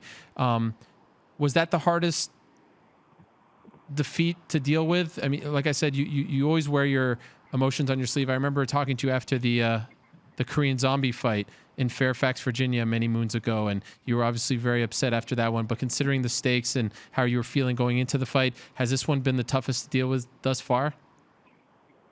They all hurt, man. It all hurt so much because I put so much into it, man. And this is my craft. This is what I do, and I pride myself on work and my skill set. It hurts. It hurts more than I can explain to you. I don't know if I'm sure there's somebody out there who does something that they love and that they're passionate about, and they do everything they can to be the best, and they fall short. Maybe they have a similar feeling, but I can't explain to you how it feels. It feels horrible. It's as I'm getting older and more mature, it's just a part of my life, fighting it. But at the same time, it's so much to me, man. It's so much to me. So this hurts a lot. The fact that you suffer so much after these particular fights, does it make you not want to do it as much? Like to go through these emotions? Does that deter you from getting back in there and investing so much of your time and effort and your emotions into these fights?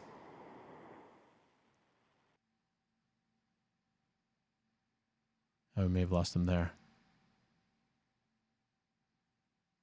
Yeah, I think he's gone. All right, we'll reconnect with Dustin here in a moment, in the midst of a road trip, but great stuff as always from him. Apologies for that. Stand by. Always great to hear from Dustin. Always very gracious with his time. I was working backstage for Fuel TV for that fight against Korean Zombie around 7.5 years ago, and I remember him coming back. Everyone thought if he won that fight, he'd get a title shot at 145, and he unfortunately didn't win, came back, spoke to us, but was very emotional. It reminded me a lot of that scene at the post-fight press conference on Saturday of last week in Abu Dhabi.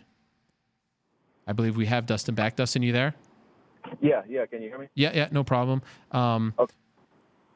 I think you were in the midst of an answer there, but I'll just keep going. I was asking you if, I don't know if you heard the question, if the fact that it hurts so much and you were affected by these losses because you pour so much into it, does it deter you from wanting to start a camp?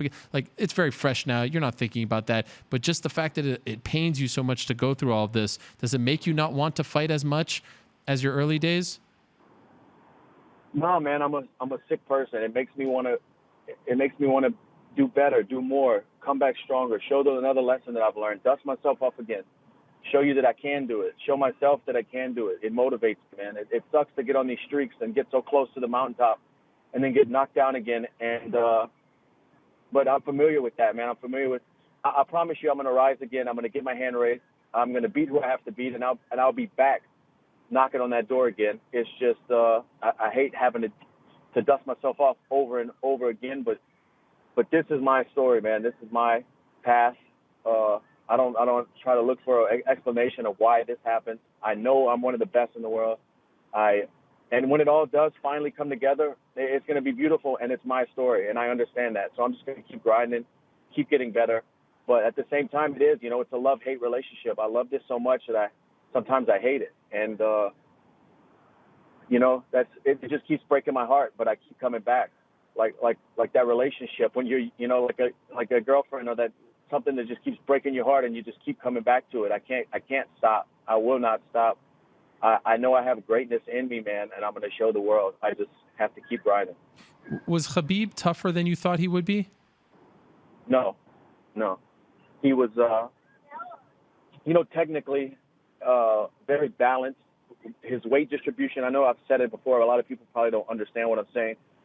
But when you've been grappling and spent the amount of hours on the mats with the best guys in the world, you can feel their IQ and their understanding of positions, and he's very good at his awareness positionally, his weight distribution positionally when he's on top.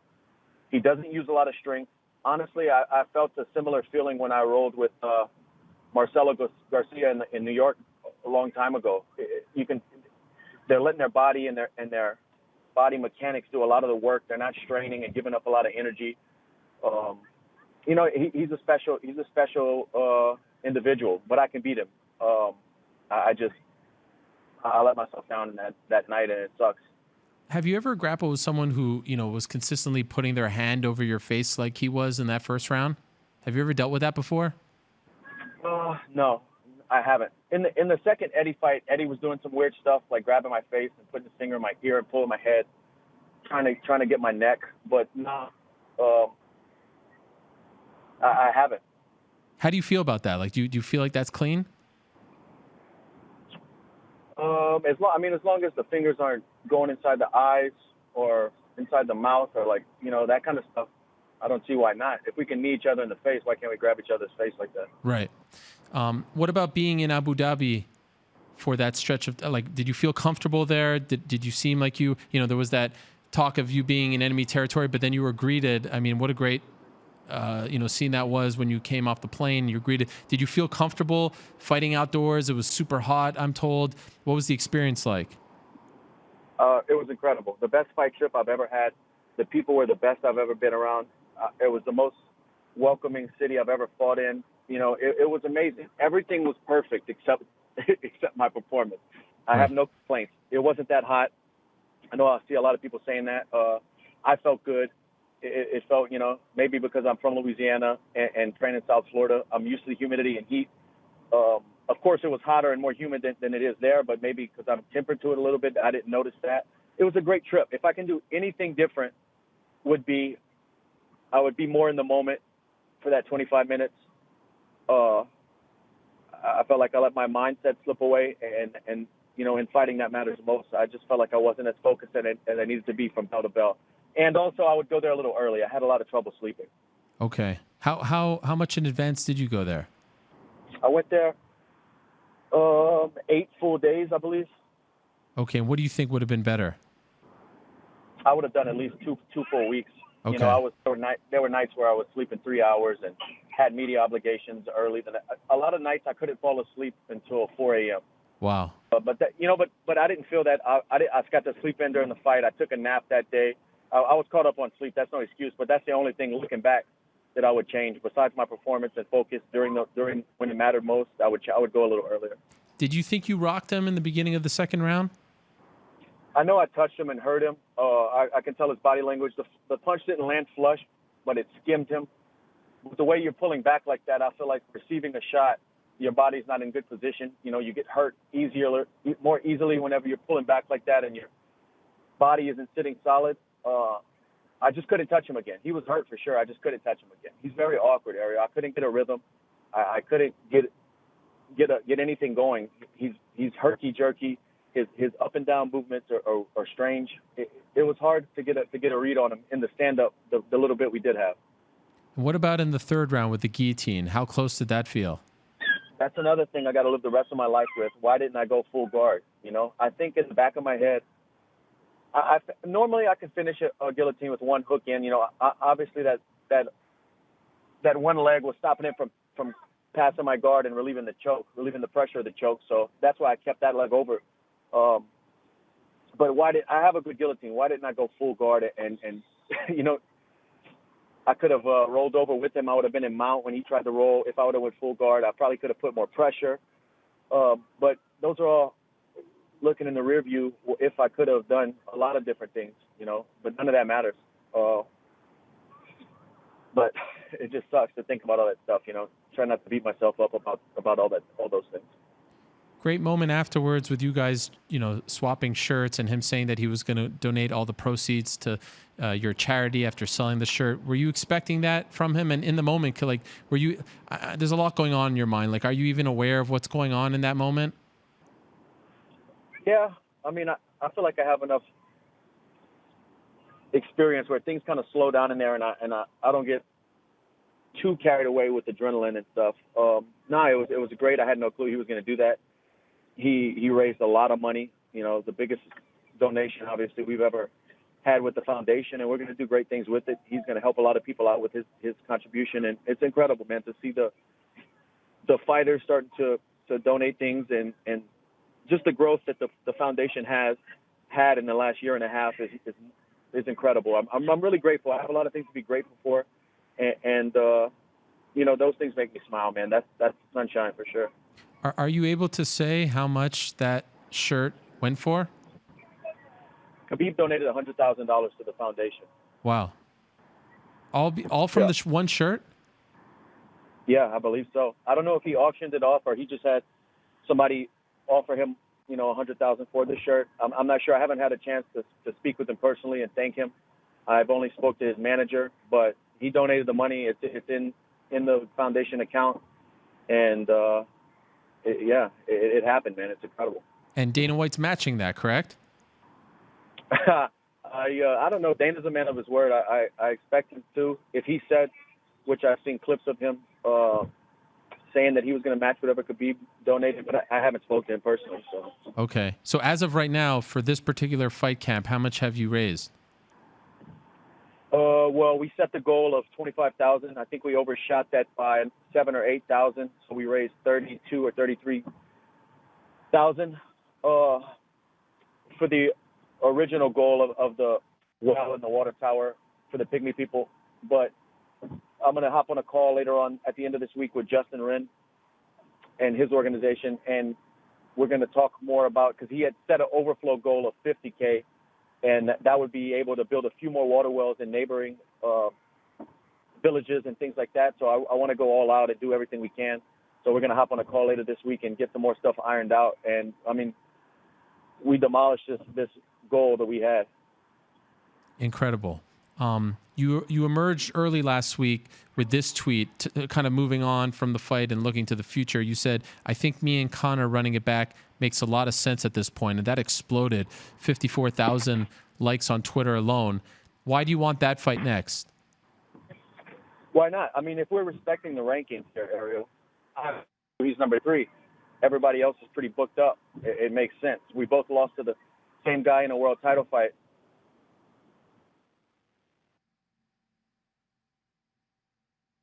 It seems like we lost Dustin again. So we shall reconnect. Yes, he tweeted that on September 10th. So a week tomorrow. I think me and Conor running it back makes a lot of sense at this point. A few minutes later, Conor responded to him. And so I'm curious to hear what he had to say about that. Dustin, to the best of my knowledge, did not respond to Conor. They fought back at UFC 178, which is an eternity ago. UFC 178, off the top of my head, was what, 2014, 2015? That was the Demetrius Johnson versus Chris Carriasso card. And so there seems to be a lot of interest in that. Our upcoming guest, Action Bronson, tweeted on Saturday that he would like to see that rematch. Dustin, you there? Yeah. Sorry. Where did I lose you at? Kind of at the beginning of when I asked you, why do you want that fight? Because, now I think I'm number 2 in the rankings. He's number 3. If we're respecting the rankings, I think the fight makes sense. Everybody else around us is booked. We both lost to the same guy in a world title fight. Financially, it makes a lot of sense. If the guy, for me, if the guy's not going to fight, they got to take him out of the rankings because he's just going to keep log jamming an already top-heavy division. So we got to get it figured out, because before I took off to drive out here with my family, I wasn't trying to put all the pieces together too quick, but I was thinking I want to fight before my birthday, January 19th. I want to have another fight before I'm 31 years old, just as a goal of mine. And we'll see what opportunities and what fights line up at the beginning of January or end of December and take it from there. But I think Conor's a great fight. Did you see his response to you? And if so, what did you make of it?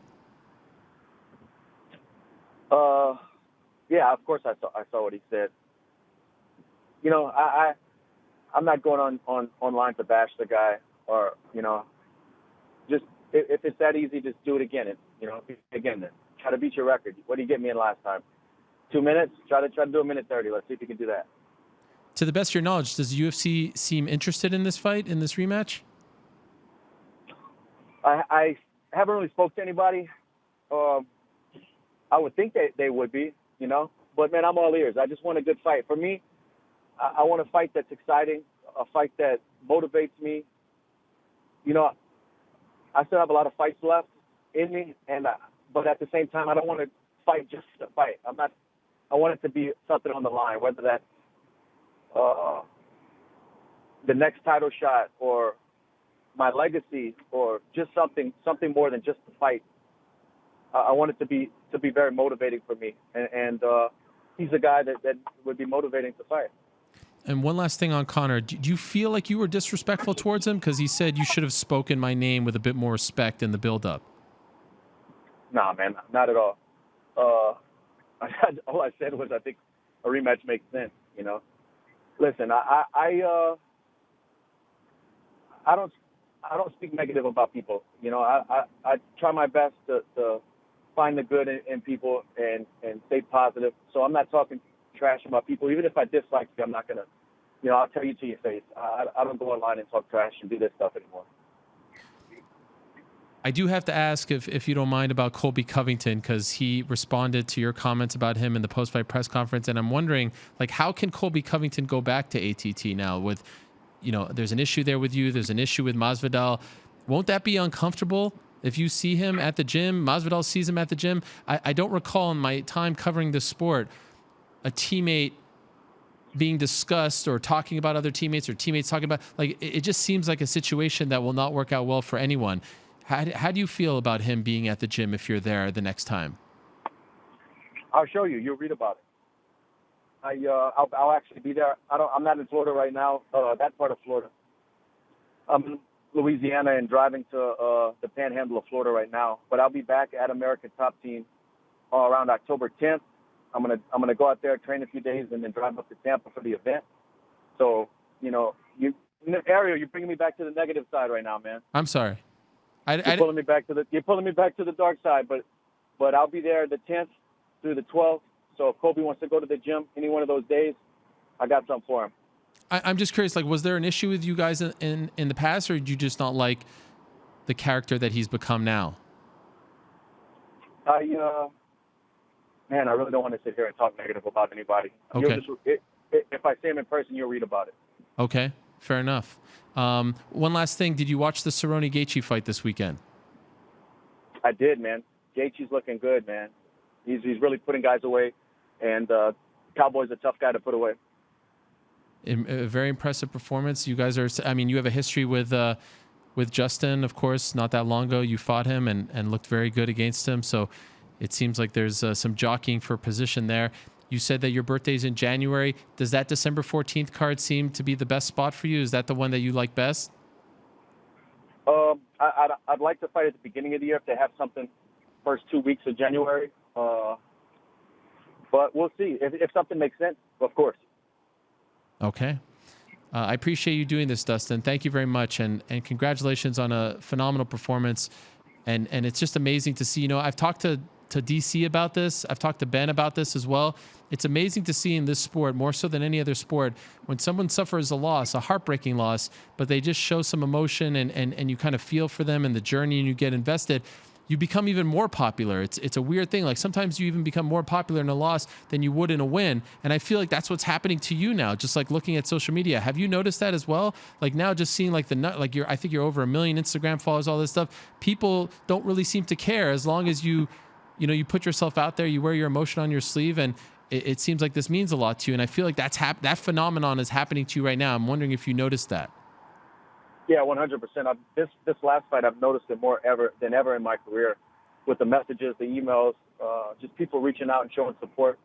And like I said, I'm going to show you again. You know, my wife was telling me she doesn't think I realize how many people are watching and that I motivate. And that's not my goal. You know, my goal is to be the best fighter. But if there are people out there watching me struggle and watching me overcome, I'm going to show you an example of that again, because I promise you, I'm going to get my hand raised. I'm going to climb back from this. And that's just, like I said, that's just my journey. That's just the path that I'm on. And then I don't know why, but that's just what happens with me. And I want to show you how to overcome stuff. Well, glad to hear you will continue to fight and that you're in a better place this week than you were last week. Enjoy your time with your family, Dustin, and thank you so much for doing this in the midst of the road trip. I really appreciate it. No problem, man. Thank you. All right, there he is, Dustin Poirier. Always a class act, has done amazing stuff for the less fortunate with his Good Fight Foundation, which you can learn more about online with goodfightfoundation.org. And as he mentioned, they blew past their goal of raising $25,000 for the Pygmy people with the Justin Wren Fight for the Forgotten charity. And amazing to hear that Khabib donated $100,000. I wonder if I didn't even see like the link for that auction for that shirt. Remember, they swapped T-shirts after the fight. He wore Dustin's shirt. and Dustin wore a Khabib shirt, and he said that he was going to auction it off. And last week, Javier Mendez told us that they tried to go back. So after each fight, someone who works for the UFC takes a piece of clothing, and I think they sign it and they give it off to the memorabilia company that works with the UFC, Fanatics, I think. And they wanted that shirt, and Khabib said he would not give them that shirt. So he signed his gloves, which are very valuable, and gave those away per the agreement that the fighters have with the promotion. They have to give up something. And so they wanted that, but he said no. And so, as we just heard, he's donating $100,000, and Dana White said he's going to match it. And we assume that he will follow through on that. So that is pretty amazing. That's 200 right there, plus the 30,000 plus.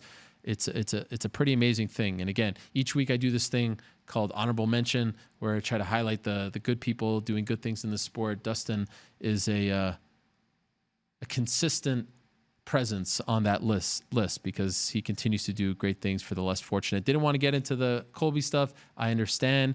That continues to be a very interesting story to follow. As we were talking about with Ben, as of right now, Colby versus Usman isn't done. Sounds like they're both kind of holding out and doing so in unison. I don't think they're working together, but it does seem like they're kind of unofficially working together without really speaking. Reminiscent of the Nate Diaz, Conor McGregor situation from around 3+ years ago. And so as of right now, there is no welterweight title fight made for December 14th. And I'm not sure if there is going to be one. I suspect it's a very interesting game of chicken being played right now.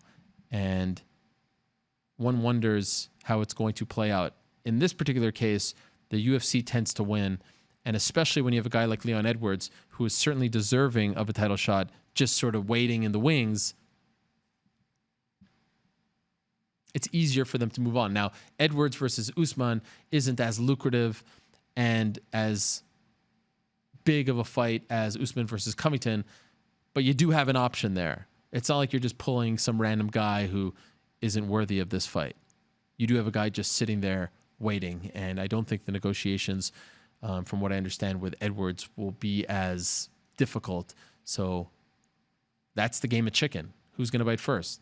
It doesn't sound like the UFC is budging. Doesn't sound like Colby is budging. Wants them to budge. They're not budging. Same with Usman.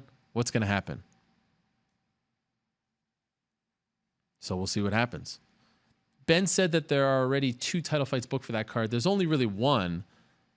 It's Jermaine Durandamy versus Amanda Nunes for the women's 135-pound title.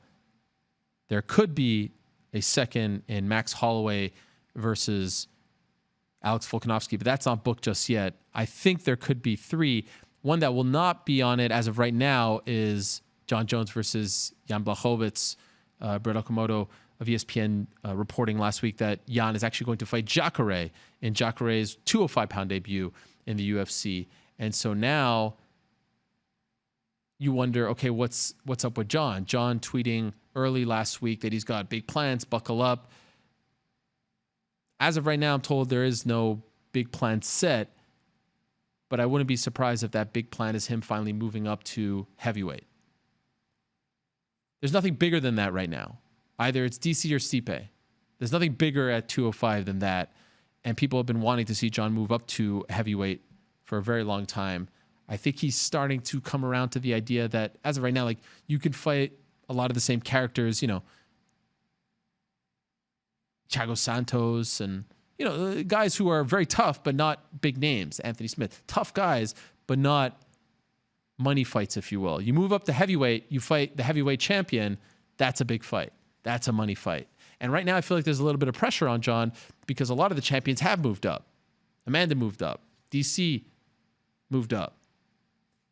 Conor moved up. GSP moved up. We've seen a string of guys moving up when for the longest time that didn't happen. So I think he's starting to sense that. So that's December 14th. Could he end up on that card? Yeah, he's definitely not ending up on the MSG card. That's 100%. There was some talk of him fighting on MSG. There is going to be no official title fight on that card. It is going to be Nate Diaz versus Jorge Masvidal for the fictitious BMF title. That's going to be the main event. And actually, they're going to be in New York this week doing some press, so we'll get a glimpse of those two guys together. Let me see here.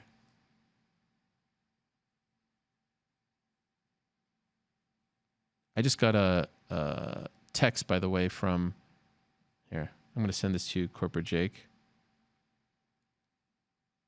In the boxing world, they announced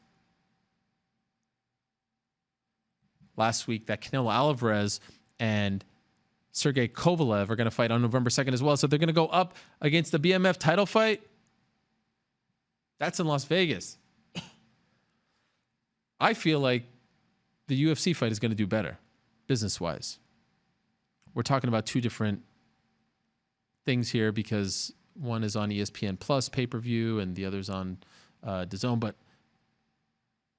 I don't know. Maybe I'm crazy. Maybe I'm living in the bubble. I feel like Diaz... Am I crazy for thinking that Diaz-Masvidal is a bigger fight than Canelo-Sergey Kovalev? Canelo-Sergey Kovalev is a very big fight. I understand that. I recognize that in the boxing world. But I feel like Diaz-Masvidal transcends the MMA world. I don't know if Canelo Kovalev is as big of a deal in the mainstream sports world. Am I crazy? Am I crazy for feeling this way? It feels like Diaz-Masvidal is a bigger fight, mainstream-wise. Like, did you see Masvidal on Le Batard? Did you see him on Highly Questionable? The guy is a star. He is a mainstream star. 16 years into his career, he is actually a star. Who would have thought? And so I hate when they go toe-to-toe. Like, I liked this past Saturday when it was UFC, and I know it was all on ESPN+, but it was UFC, it ended, and then we went to Tyson Fury. And how great was that fight against Otto Wallin? Again, you think it's going to be a walk in the park. You think it's going to be, a tune-up fight, just like Andy Ruiz and Anthony Joshua, and look what happens, this crazy cut. And how about Tyson Fury's cut, man? I saw people criticizing him for putting on too much Vaseline. That guy single-handedly saved Tyson Fury. If it wasn't for that guy, and I have his name, by the way. I should try to shout him out here. If it wasn't for that cut, man, Jorge Captillo.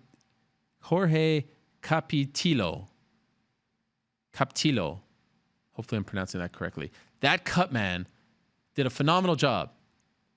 He single-handedly saved Tyson Fury in that fight. Tyson Fury would not be the lineal champion. Like, it was fascinating just to watch the way he was working in between rounds and doing whatever he could to stop that cut from getting worse and bleeding even more. That was incredible. High drama in Las Vegas. Fury wins. Now hopefully we'll get to see the Joshua fight. But that was a great night. You had the Vancouver card. It ends.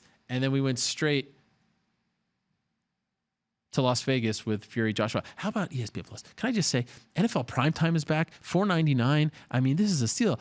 It's like 16 cents a day if you spread it out over 365 days. Isn't that incredible? Unbelievable. What a steal. Okay, I'm done.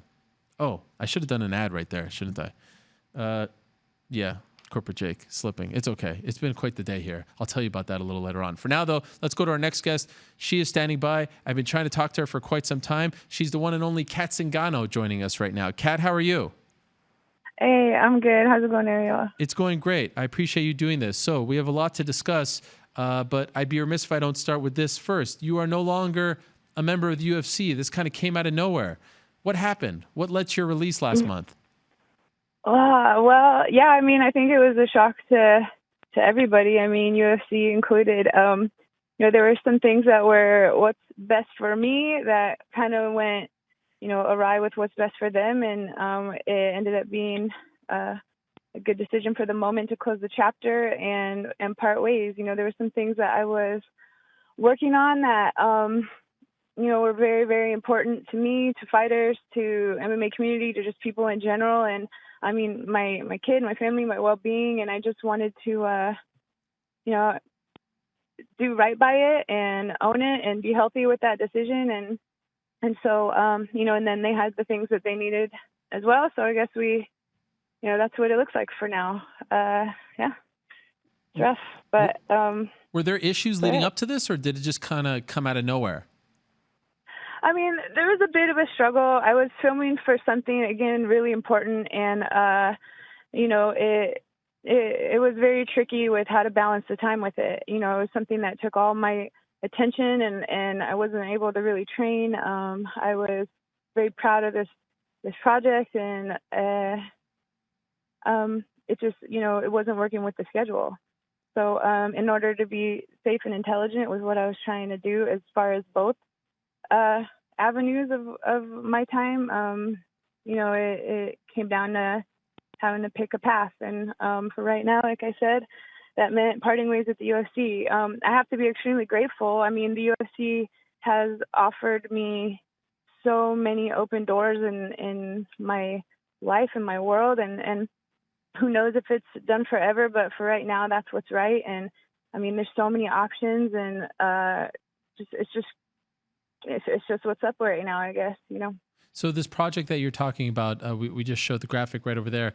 Is that the Why We Fight show that you're hosting that's actually on ESPN Plus right now, the Ronda Rousey Project's season 2? Was that what you were working on that led to some of these scheduling issues? Yeah. And then, it's an incredible show, and it advocates a lot for us fighters and why we fight, and how some people need to use fighting as ways of coping in their life. I mean, it's really getting deep and down into exactly what the title says, like why people fight and how they fight and different ways that they fight.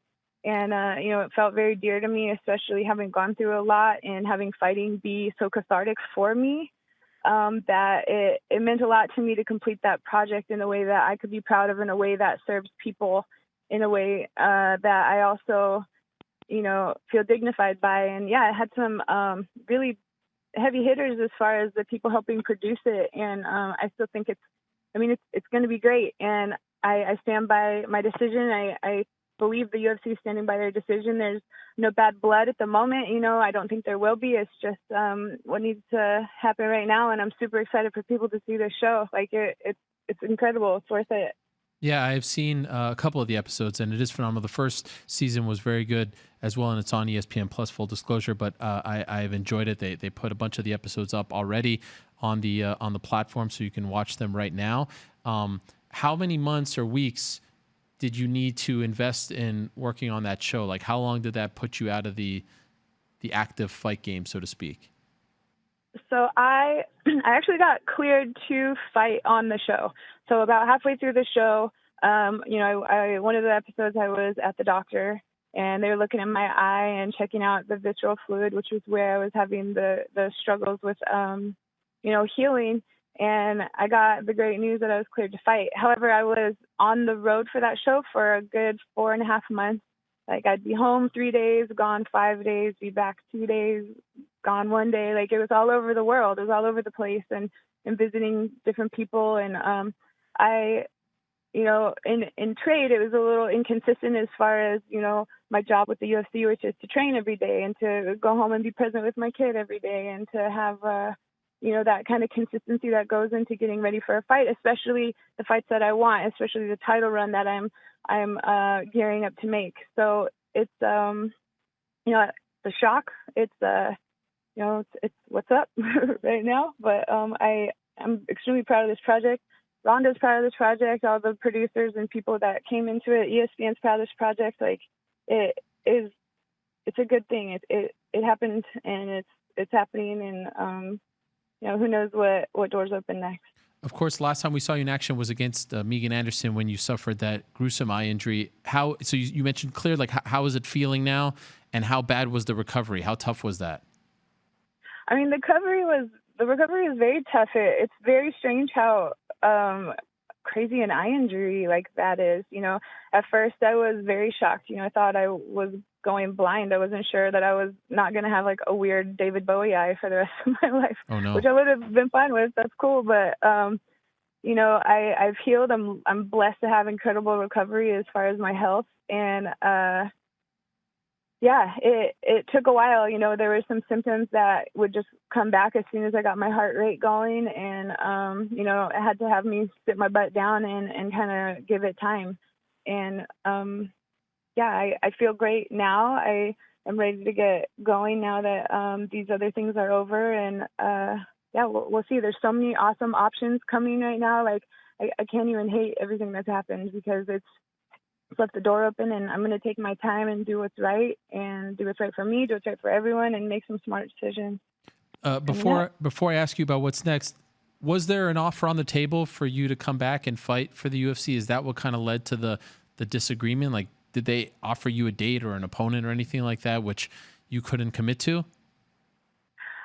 Yeah, I mean, there was like I said, there was what was best for them, and then there was what was best for me. And I couldn't safely and intelligently get ready for the things that were going on. And I understand they have a calendar, they have an agenda. I have to consider what's right for them. I have to consider what's right for me, and it just wasn't matching up. It wasn't seeing eye to eye on how that needed to look. So the show must go on. They're going to do what's best for their business. I'm going to do what's best for me. And who knows what the future holds? Who knows what they want? You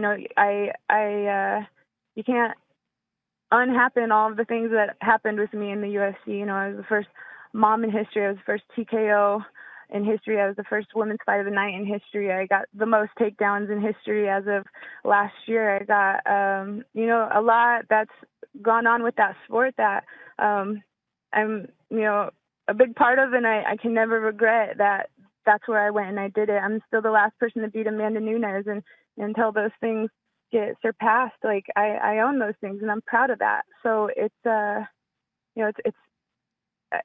bad blood. I'm happy from where I came from. I'm happy for the road that being in the UFC paved for me.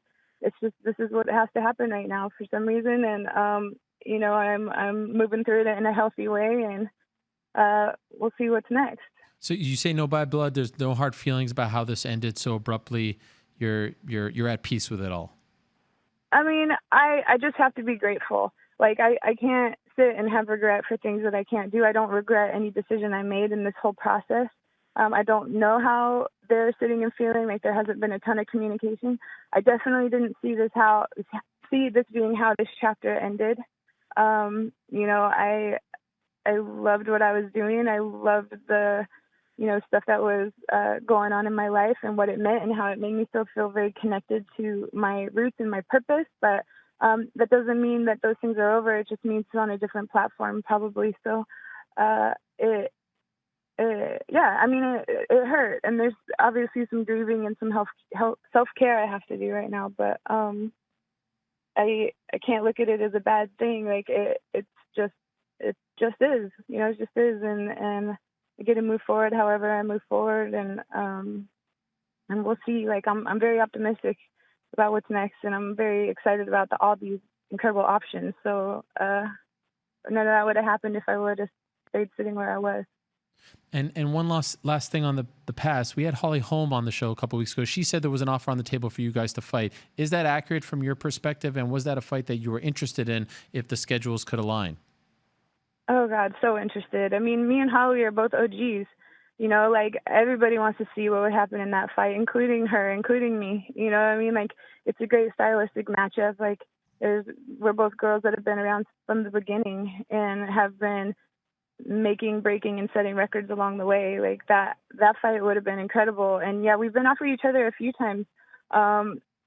Never really understood what the math was as far as why it did or didn't happen. And yeah, we recently got offered each other, but again, it was about being intelligent with things and with timing, and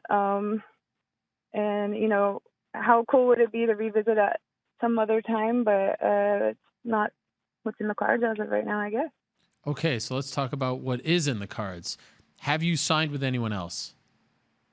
No, at the moment I'm just watching these options. I'm watching the possibilities, and it's incredible. Like, I feel extremely supported. Like, I feel honored, and like it's very cool to see what I have done in this sport provides for me, and just the different avenues that it can create. So, I'm taking care of myself right now. I'm waiting for the time to be right, and I'm going to make a healthy decision with what I want to do, and take my time doing that. So I'm just sitting pretty right now, hanging out, and just kind of watching it roll in and watch everything that's going on. The show comes out soon, and I'm excited for people to see it. And I feel like that's also going to describe a bit about what I am doing here and why I'm doing it. And, that'll speak to what I want to do next as well. Are you close? What is close? What do you mean close? Are you close to deciding where you will fight next? Yes, there's definitely some things that are making me lean more in certain directions than others. Right now, it's like it's all great, it's all good, and I want to. One thing with the UFC is it's definitely a change in identity. It's definitely a change in what I thought I was doing, and so I really want to be smart and calculated with what it is that I decide to do next, and that takes a lot of feeling out and getting introduced and understanding the different dynamics of different companies and what I want my next 5 years to look like. So it's really weighing out all of this stuff and just seeing what ends up being the best fit. My understanding is there's a lot of interest out there, and that there's several promotions who are wanting to be in the Cat Zingano business and pay you quite well. Are you surprised at all in the interest in what's out there? It's been a while since you've been a quote unquote free agent. Yeah, it's an honor. Like, I feel so honored. I feel so honored and so respected, and that all of this came with some really great sides to it. Like that part is huge and big and definitely makes things feel a little bit better. I'm not surprised because I know what I bring and I know what I'm willing to do and I know what I have to offer. Like, I'm in the game of gold. I'm here trying to put on the best fights in history and create myself a legacy and cause these incredible conversations of how my descendants will speak of me. And, so that's really what I'm doing. It's really what I'm excited about. So I'm excited to see that people see me the way that I've been working my ass off to be seen. And I'm honored. I'm very complimented by the support I'm getting from the whole community. It seems like the most obvious choice is Bellator because they just signed Chris. They have 145. They have 135. Scott Coker has talked about having interest in you. Have you talked to Bellator personally? Have you talked to anyone from that organization? Yeah, I've talked to everybody, and everybody's great, and they're awesome, and they're super sweet and supportive, and everybody I feel like gets to win in all of this depending on where it goes. And not even depending on where it goes, I just feel like it's motivating and there'll be new structure, there'll be a blank sheet of paper to start on, and I'm motivated to make a huge entrance on what that ends up looking like. So, it's a new chapter, and I want to set it off with a bang, and I'm ready. Are you hoping to fight again this year, or do you think it's too late at this point? I'm not sure. There's just so many boxes that I need to check as far as kind of dealing with the stuff that's in my hands at the exact moment. Ideally, yes, I wanted to fight by the end of this year. That was the plan. That was the goal. But, obviously some of those plans changed, and I have to see what ends up being the smartest decision. But, I would love to. I'd love to. That was how I was expecting it to go once my eye got cleared. But, we'll see. Time will tell. Is there a front runner right now? Is there an organization that's kind of leading the pack? Yeah, I guess. I think so. I feel real supported, and I'm getting to know some of the people that are higher up and in these promotions, and they're proving to be pretty awesome. So we'll see. Like I said, I got to weigh it out, do what's right for me, for my kid, for what I want to accomplish within, the next 5 years. And I'm kind of in the middle of digesting and figuring out what I want that to look like. Can you give us a hint?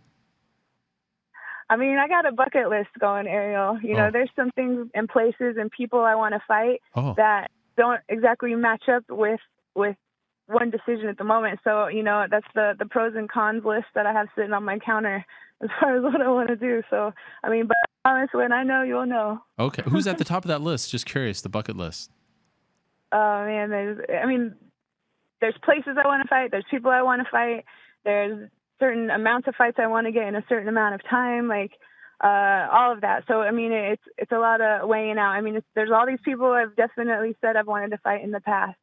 So you know, making good on those and seeing what happens, because I've always been curious what happens. And yeah, I wonder if those one of those people's name rhymes with Liz right. Leiberg. Schmish Schmeiberg. Yes, I wonder. Hot, cold? Maybe. All right. Okay, well, you have said a lot. I appreciate you being so forthright. I want to remind everyone that the 7-episode season 2 of Why We Fight, hosted by Cat Zingano, is on ESPN+. Executive producer is Ronda Rousey. How about this? You guys working together. How cool is that? And you can get that on the ESPN app, ESPN.com, ESPNplus.com. I suggest checking it out. It's great stuff. It's shot beautifully. The storytelling is amazing. And, you know, I'm sorry that it ended this way, but it sounds like, it sounds like you're in a good spot, that you're excited about the future. I'll just end on this if I can. At some point, would you like to fight again in the UFC? Or if you don't ever fight for the UFC again, are you at peace with that? They are a huge part of where I am and why I am where I am today. And like, I'm super grateful. And if it ends up being something that in the future makes sense, like I'm not against it. Like I said, I'm very grateful for where I came from.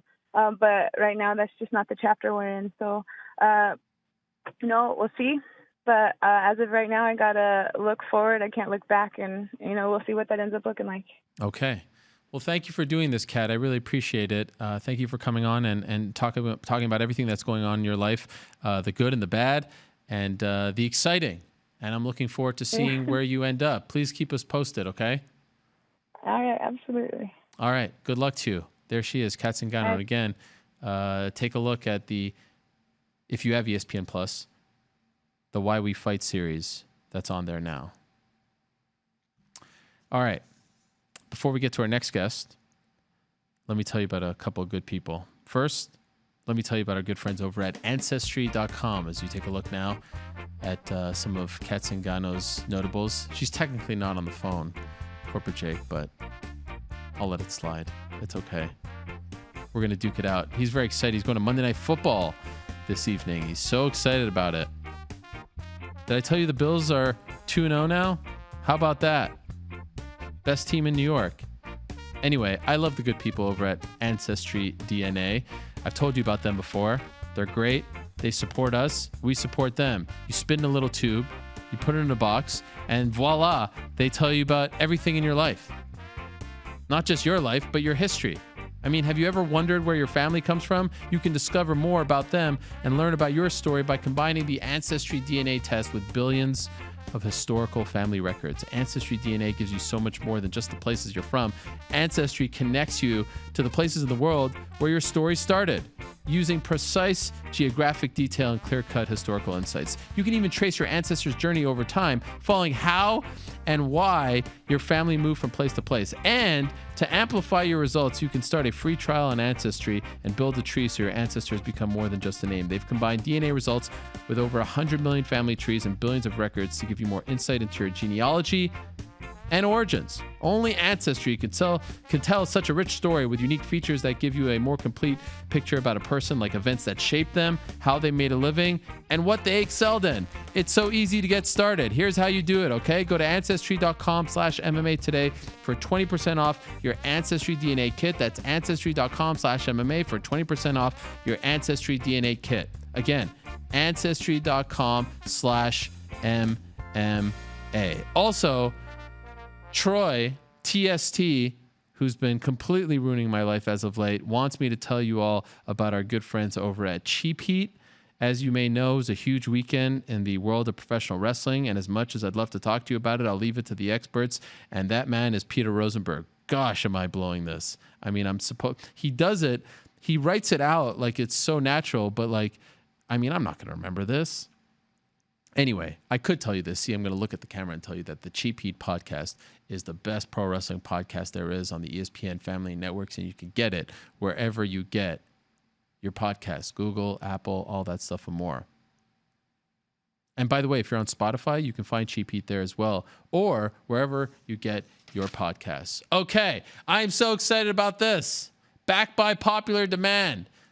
Not only is he an author, not only is he a chef, not only is he a TV host, not only is he a rapper, most importantly of all, he's the pride of Queens, New York, and he's a huge MMA fan, so he's backed by popular demand because you all loved hearing from Bam Bam Baklava himself. You all loved hearing from Bronsolino. I can't believe he's back. A month and a half later, Action Bronson in the house. Is it true? Are you there?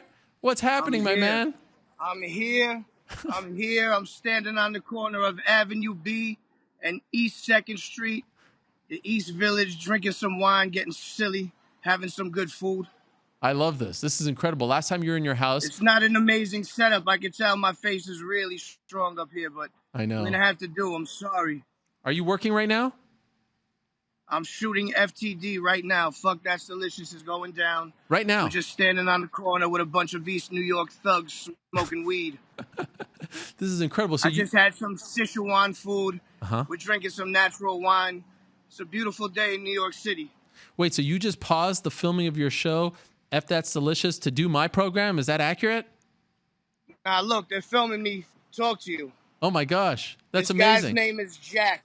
Hello, Jack. That's Jack. I made sure and asked corporate Jake if we could film. Oh, wow. Well done on your part. I appreciate you looking out for us. Well, Action, it's good to have you back on the program. How about this? 2 times in 2 months for us? This is amazing. This could be like a thing that we're doing. Hey, listen, man. You see where it's going. I do see where it's going. Eventually, it's going to have to be face-to-face, matzo ball soup, the whole thing. You know, the Jewish New Year is coming up. So, you know, maybe around that time. I mean, there's a lot of stars aligning here. I'm in the area, man. I told you I'll come scoop you up. Okay, so I'll come scoop you up in the Jeep Grand Cherokee. I'll put the sport package on so we go real fast on the way to go get some matzo ball soup. We'll get crazy. All right. Well, speaking of getting crazy, I mean, I love watching and reading your tweets on Fight Night. You're all over that. I saw on your Instagram a couple weeks ago, you had 2 TVs showing the exact same thing. For some reason, I don't understand why, but why?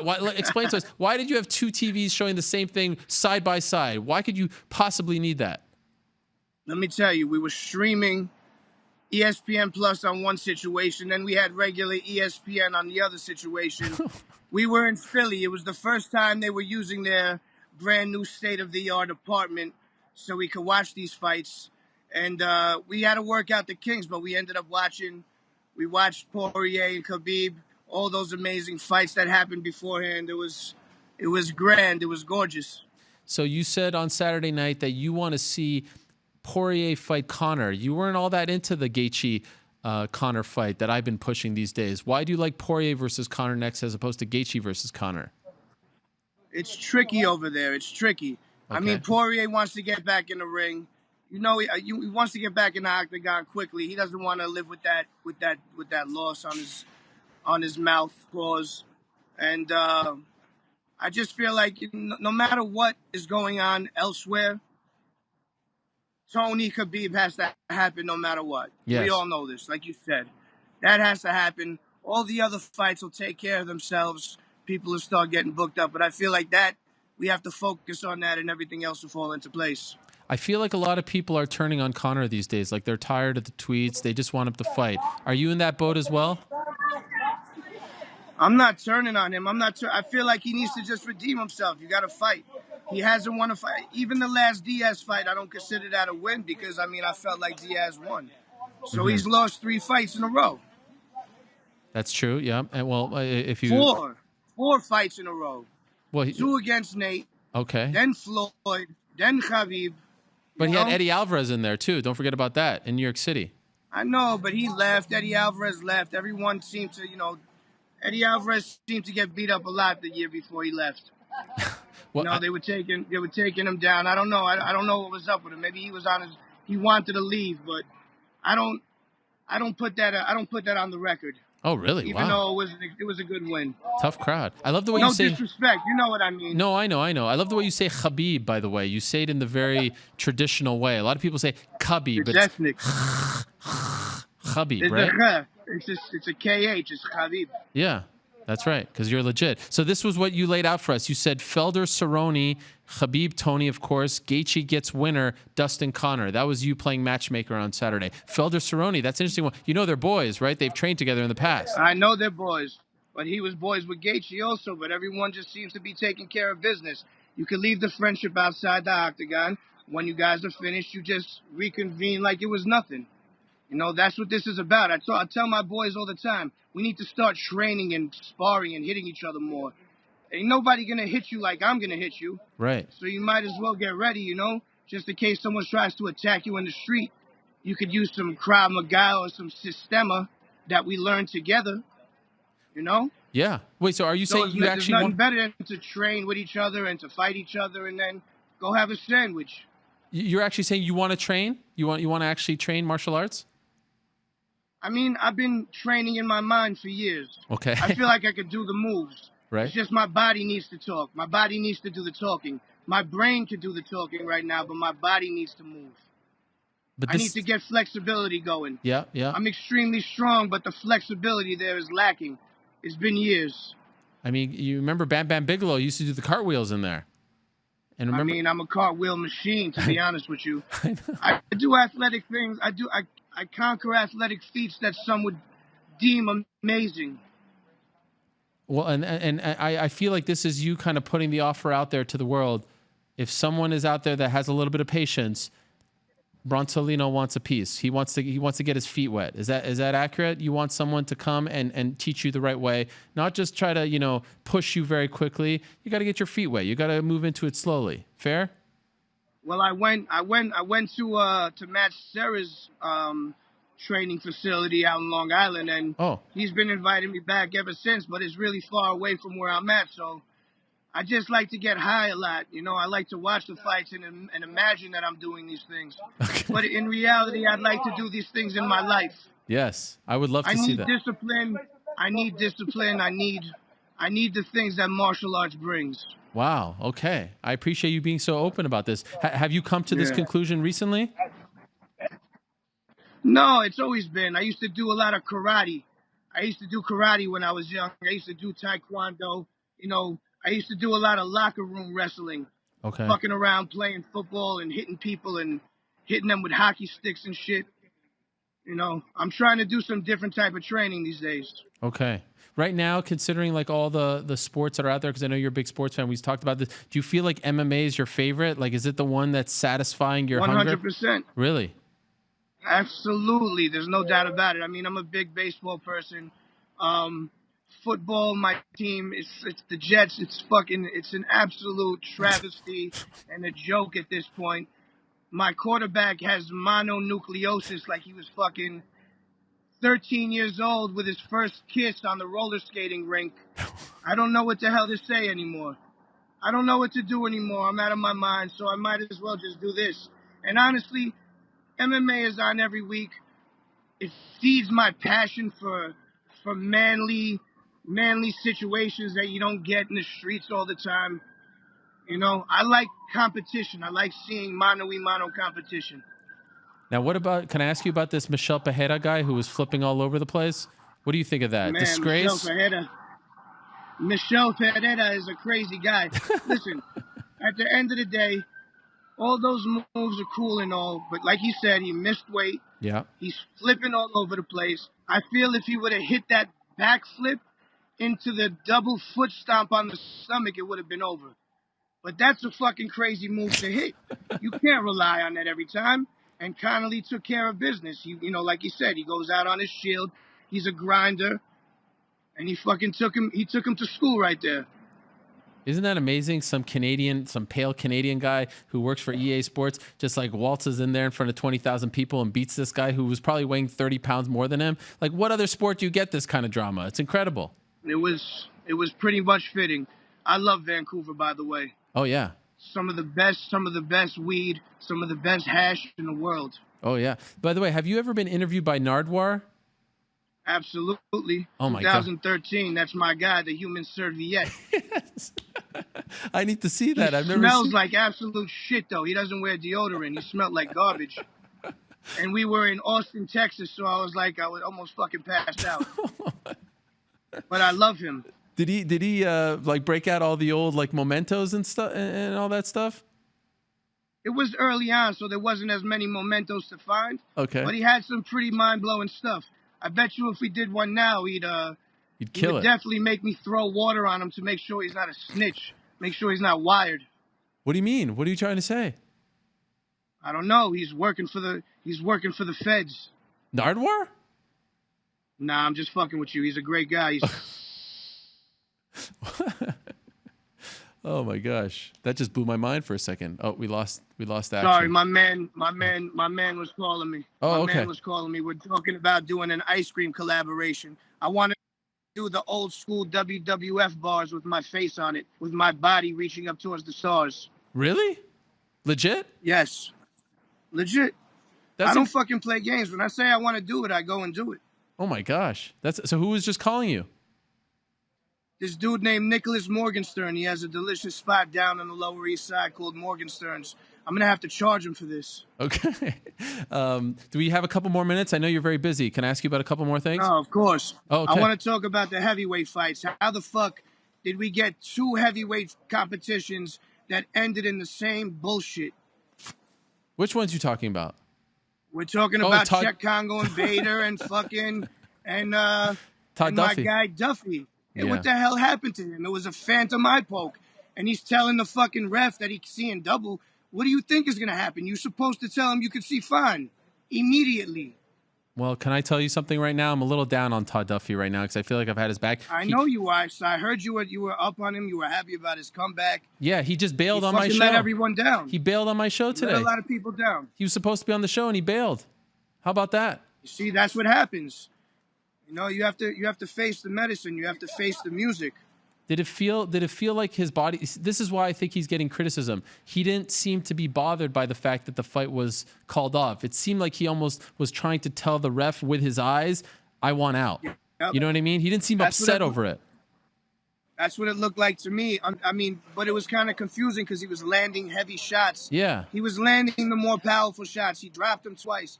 I really didn't understand the reasoning he wanted out. In my opinion, I saw Czech Congo. There was a little poke there, but that trauma to the eye came from a punch. Right. 100%. That trauma came from a punch, and I just don't like when you're trying to, don't weasel your way out of something. If it's something for real, then it's for real. But don't fucking try and get a no decision or no contest for nothing, you know? Yeah. So you're even watching those Bellator fights now, huh? You're that hardcore. I'm watching it all. Everything. I'm watching any men fight, any women fight, whatever. I love it. Now this is the one I'm dying to ask you about. 305. Tell me. 209. Stockton, Miami. East Coast, West I'll Coast. be there. What do you think? The world's I'm most famous telling arena. you right now. Yes. I'm having a baby very close to that date. Okay. I told my lady we go in no matter what. She's agreed. And if we have the baby in the garden, then we have the baby in the garden. That's it. No problem. She's okay with that. She's 100% in. Wow. That's how much you want to be there. You have to. It's not good enough to watch this on TV, on your phone. You have to be there in person. No. When fights like this are in Madison Square Garden, pardon me, hold on. Let's go. All right. What's going on here? We got some situations going on over here. Oh, there's New York's finest. Of course, they're stopping on the corner. Come on, hold guys. on a second. All right. What's up? What's? You're doing a hell of a job, fellas. This is amazing. This is my favorite interview ever. Yeah, so Go ahead. like I said, we're having the baby at the garden no matter what. Now, why do you feel like you need It's to going to be be there? an amazing fight. You know I'm not going to choose a winner. Come on. You know I can't do that. I'm here to enjoy that match. Like I said, I've loved Nate Diaz for a very long time, and I'll leave it at that. Jorge Masvidal is a man's man. So I just can't wait. I can't wait for this. But you're not going to pick a side? No. I call it down the middle. I'm Bill Alfonso. Right down the middle. Nice little ECW reference there. But in your heart, No. are you rooting for someone or you're just watching the fight? That's it. In my heart of hearts, I'm happy. I'm happy either way because I just want New York to get that massive fight situation back. The garden is a special place, and it needs to be treated so. What's going on there? Is there a fire right on the block? Hold on, there's some fucking crazy shit going on. Tell us. Break it down for us. This is great. There's like 5 fire trucks going down Avenue B. Who knows? Some fucking crackhead probably lit himself on fire. What about the BMF title? You like this idea? I love it. I'll make the belt. I have an old belt from the 1900s. Oh, really? My grandfather gave me a belt. How do you get it? I'll make it. How do you get the belt? I don't know how we get it. I don't have the backstory on that, but I told you we were big bare knuckle fans. Okay. Wow. All right. Well, I feel like you're very hectic over there, so I'm going to let you go, Action. But this has been a lot of fun, man. Just passed. It's all good. Oh yeah. I don't want to go all day. Yeah, they're out of here. They're going down Houston right now. And are you done? Like, what are you exactly filming right now? I'm filming Fuck That's Delicious Season 4. Yeah. That should be out very soon. We're at a beautiful wine store called Discovery Wines. You could get all the great natural stuff right there. We did a little East Village crawl where we got a bunch of Sichuan food, got some waffles and dinghies, got all kinds of craziness from around the neighborhood, brought it back to the wine shop and just got a little twisty, you know? Early morning, early afternoon. Any kanafe, any manushe, any sambusek? Well, this is for right after. That's the dessert portion of the show. Oh, okay. You know, right now is the savory portion. You know, having desserts in the afternoon is a little bit much. Yeah, I hear you. Even though I'm not against it, of course, but it's a bit much. And by the way, speaking of a bit much, what do you think of this whole Colby Covington, Kamaru Usman drama? How do you feel about that? Should they move on or should they make the fight? To be honest with you, it's really not even that interesting at this point. Oh, it's not? Yeah, I mean, it needs to happen, but you're kind of losing people with the bullshit. Yeah. Just make the fight, make it happen. You know, you want more money, go fucking fight it and make it more. That's what everyone has to do. Make more money, you gotta fucking perform. Isn't it crazy that he's fighting with Masvidal, he's fighting with Poirier at ATT? Like, there's all kinds of drama there. Nah, it's not good when you have a problem with your friends. Yeah. That Amen. means that you're a bad person. Once all your friends start hating you, you're a bad person. I like your hat, by the way. That's the Postal Service, man. We shout to them every day. Thank you very much for your services.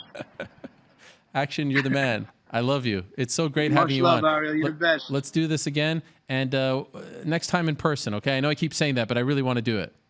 I'm serious. I'll make that hour drive. Okay. I'll come through in the M6 from 87. We'll go drive around Bristol. We'll pick up whoever. Oh my God, that'd be Let's incredible. go. All right, it's a date. Thank you, Action. You're the man. Much love. Much love to you. Be safe, everybody. Peace out. There he is, the one and only Bam Bam Baklava himself, Bronsolino. Huge MMA fan, host, rapper, chef, MMA connoisseur. How do you not love that guy? I could do that. I could do that every week. I could do that every month. He's just so much fun. I was listening to a podcast. I don't remember which one he was on. I think it was, oh God. It was like some kind of, gosh. I'm sorry. I can't remember it. Anyway, just listening to his voice puts me at ease. I mean, look at that guy. Loving life. So calm, cool, collected, chilling, no problems, not a worry in the world. A lot of fun. Thank you very much, Tim, for doing that. He doesn't have to do it. I really appreciate it. Okay, that's been one of my favorite developments of 2019 on this program. My friendship with Action Bronson. Never saw that coming. All right, let's turn our attention now to this weekend. The UFC is back in Ciudad de Mexico. I think I'm saying that correct. Anyway, it's the Mexico City Arena in Mexico. They've had numerous events there, UFC 180, UFC 188, some massive moments. And they're coming back this time with El Pantera, Yair Rodriguez, headlining his first UFC Mexico event. We haven't seen Yair in around 10 months since his crazy knockout of one Korean Zombie. But they are not giving him an easy fight. Waiting for him in Mexico already. He's been there for several weeks. Is Little Heathen Jeremy Stevens. And there he is, right over there, joining us via the magic of Skype. Mr. Jeremy Stevens, how are you? Fantastic. Está bien. Yes. What does that mean? Is everything okay? Everything's good. Everything's Total good. be in. Oh, yes, of course. Yes, I knew Yes, that. sir. How long have you actually been in Mexico for? It's like 5.5 weeks. Been out here training in Zacatecas. Now, why so long? Why? I mean, by the end, it'll be like six weeks or so. That's a long time being away from your family. Why did you go out so early? For one, I just wanted to get the experience. Just put myself in an uncomfortable position. That's where you find a little bit more in deeper in the soul when you put yourself in uncomfortable positions like that. Also, a long time ago, I watched Verdun beat the shit out of Cain Velasquez, and Cain Velasquez is a cardio king. And within that fight, he gassed out within the first and a half, second round, I believe it was, and he got choked the fuck out. So, watching Cain, who was a cardio machine, get choked out like that, in Verdun, put in 2 months out and put himself in the mountains and go in there and perform like that, it's experience, man. Preparation's key. So when you first got there, what was it like? Because obviously we've heard about the altitude and how it affects the lungs. It makes you very tired. Was it a shock to the system? Yeah, I'd say probably 3 days I really felt it. Right when I got here, I left probably at 1 a.m. in Tijuana. I got here 6 in the morning. I ate some breakfast, and I went on a 90-minute run. And the first probably 2-3 days were really hard on the lungs. And the recovery was a little bit different in the legs. You woke up, I felt like the filero, which is like knives, were stabbing me in my feet. And, once I got here, I had a guy take care of me. His name's Hector Galvez. We call him Theo, which is like uncle. He's my new uncle here. He's been taking care of us and everything down here in Zacatecas. I started getting recovery and doing things different because the recovery was a lot different because no oxygen was hitting the body as it would back in the States. We're spoiled there in Disneylandia. This area that you're in, how far away is it from Mexico City? I wouldn't know. The plane ride, it's probably like maybe, I don't know, I think it's like an 8-hour drive, I believe. I think Macio and them guys are saying that it's like an 8-hour drive. They're going to drive over there. Plane ride's like an hour and a half. Okay. So it's quite a bit of ways. But this place is high altitude. It's a beautiful city. No one told me how beautiful Zacatecas was really going to be. It's got a lot of rich history here in fighting and Pancho Villa and just so much like conquistadors coming over here trying to take over. And this place has fighting in their blood, and the people here are just excellent. They open us up with open arms. The mayor, which they call like the Presidente of Zacatecas, has just opened the doors for everything, rehabs to training centers. They move mountains for us, and it's incredible. It's a great experience. And why did you choose there in particular? Like, why did you decide to do the rest of your camp there? High altitude, and Teco knows these guys out here. They know the gyms. It's a great place. It's a beautiful place. I didn't really choose. I just trust my coaches. They were going to put me in the right area. And other than that, I just put in work, bro. I work my ass off. I work hard. I've been running mountains. I've been running the streets. I put myself amongst the people. I've been doing seminars with little kids. Meanwhile, while training, running late at night, swimming. I mean, fuck, man, I've been doing it all, bro. I love it. I've enjoyed every moment down here. It's been amazing, and it's been uncomfortable as well, but that's where I get the most value is being uncomfortable. I like this. I wanted to fight here. That moment they called me and said Mexico, and I figured around this time, I have a little bit of Mexican blood, that they'd want to put me on this card because I fight like 100% Mexican. I fight with passion. I fight with raw heart. And, I went and I had a meeting with my new management, Bellinger Group. That's where I saw Tony Ferguson. I knew he trained in high altitude. I was talking to him, talking about going to Big Bear. But then I realized Big Bear is nowhere near as high as here. So I went up there, trained with him a little bit, and got some experience, got some great knowledge from him, and came down here and submerged myself amongst the people and put myself in an uncomfortable position. And I love it. It's away from home. It's away from my kids. I feel like a savage dog running these streets, bro. I'm hungry. I'm ready to go, and I'm ready to go kill a chamaco. I absolutely love it. I just wanted to ask a couple of follow-ups there. so the Mexican roots that you have, like your family, what could you tell us about that? Which part of your family is from there? Because I always knew you had ties to that region, but I wasn't quite sure what it was. Yeah, my dad is Mexican. His mom is a Gomez. My grandma's Rosie Gomez. They're from Michoacan, Zaragoza is where my family's from. My wife is actually 100% Mexican. I've been down to her rancho, and where her family's from is Nayarit, Los Pilas, and Chilapa. And I've experienced and submerged myself down in those areas. I love coming to Mexico. It's great people, beautiful people, hardworking people, so giving, so loving, and the country is just truly amazing. So, my daughters are Mexican, so I have deep roots in the Mexican game. I don't speak 100% fluent Spanish, but when you watch me fight, you know where my cortisone stays at, baby, and that's here in Mexico. And when you were offered Yair in particular, like an opportunity to fight probably the most decorated Mexican-born fighter in UFC history, because of course Cain has ties, wasn't born there. So if we want to be technical, Yair, born in Mexico, Chihuahua, Mexico, and him coming back, like what did you think of this opportunity that they were giving you? Well, I'm going to treat him like a Chihuahua dog, and I'm going to kick him clear across the fucking other side of the land. So I don't care, man. You can have a whole country behind him. It's not going to save him when it comes down to fight, because I know what I'm fighting for. And that's my Mexican family back home. I'm here to do one thing, and that's win and beat your ass and go home and take care of my family. And that's what I do. Training with Tony Ferguson, what was that experience like? You don't see him often training with other guys and letting other people into his world. He's unorthodox, right? Based on what we see online, what was it like actually being in there with him?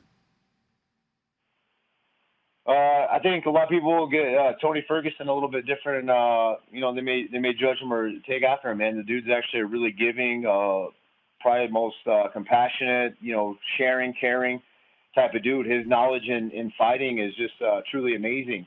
I think a lot of people forget. I'm up there with like the Masvidals, the Diaz, bro. I've been fighting since I was 16 years old. I got 17 years in the game, and I've been putting in a lot of fucking work. And I train with a guy like Tony Ferguson, who's one of the top in the world, who's more than deserving of a title shot, has so much knowledge, experience of beating guys' asses. It was incredible. We trained probably 6.5 hours straight, and then we would take a little break. We'd watch Rocky IV, and then we went on midnight runs, 1 a.m. His training's unorthodox, but I don't think a lot of people really know how I train as well. I train very hard. I keep up, and I was in great shape 5 weeks ago. And for Tony Ferguson to say that you're in phenomenal shape, and that was 5.5, 6 weeks ago, that's quite a compliment. I imagine he doesn't give that out too often, and it was an incredible experience. I actually can't wait to go back and help him train for his upcoming fight, go on them runs, and do that 6.5, 7 hours Floyd Mayweather type training. It's champ shit. It truly is. The guy's incredible. He's smart. It's not just barbaric work. The guy trains with extreme intelligence. And that's where I got a lot of learning from. So the last time we saw you, of course, was back in March against Zabit, and I think everyone felt like, okay, that was going to be the big step for Zabit. He was going to steamroll through you and take that big step in his career, but it was a tough fight. Obviously, you came to fight. No one, who's watched you for years was surprised by this. What lessons, if any, did you learn from that experience, being in there with a guy like Zabit, whose style, one could say, just based on his flexibility and the fact that he throws so many different looks at you, somewhat, similar to that of Yair's, which you will probably see on Saturday? Yes, sir. Very, very good point, Ariel. I've been in there with a guy who I feel like has a little bit more pop on his shit, and he definitely has better wrestling. I felt like I won that fight. I think I won. I believe and know that I won the first and the third. The experience, what I learned was, once he kicked me in the nuts, it was a very hard shot. And normally, I like to blow that shit off and keep the pressure, because I knew I can break the kid, which, in the third round, he's looking up at the clock, gassing, looking for air and looking for ways out. And within that rest, he took advantage and was trying to do some explosive movements toward the end of the first round, which I could see how the judges maybe looked in awe of, like, oh, he stole the round. So that was a little bit of a learning lesson. I should have just went out and just fucking went crazy ape shit on him and stole the round. So that was a good experience. And another thing, which is why I went up and trained with Tony Ferguson, was footwork. I've been losing these little decisions. No one's ever taken the fucking dog or my heart or ever just toss me around. I just lose these little technical bullshit like weasel ass decisions because these guys just don't really want to fucking get into a fight with me, and I don't blame them. So what do? How do I beat these guys? How do I become one of the best in the world, which is like my ultimate goal? Because I know I can be champion. I know I can knock any of these guys out. I can break their legs. I can break their heart. And you saw the beat gassing and looking up at the clock. I don't gas, and then this kid's got to go in 5 rounds with me. So what do? And I go up and train with Tony Ferguson. He goes, hey, your footwork sucks. I was like, sweet, show me how to fucking get better. And that's exactly what we did. I worked on a lot of footwork. I got a lot of details from him.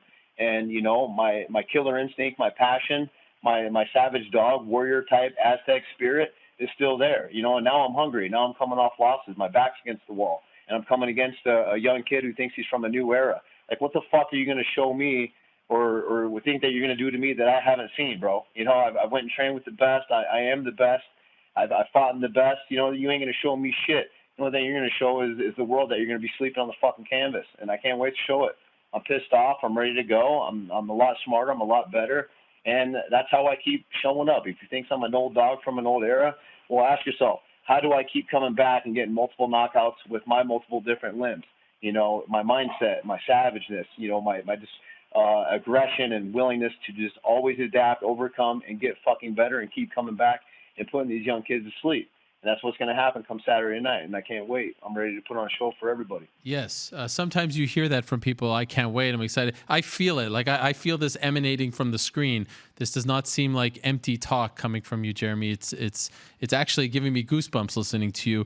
I wanted to ask you about something we talked about around a year ago. You were very open about, things you were dealing with in your life and trying to get back on track. I really appreciated how honest you were, and I just want to know how things are going. How are you feeling?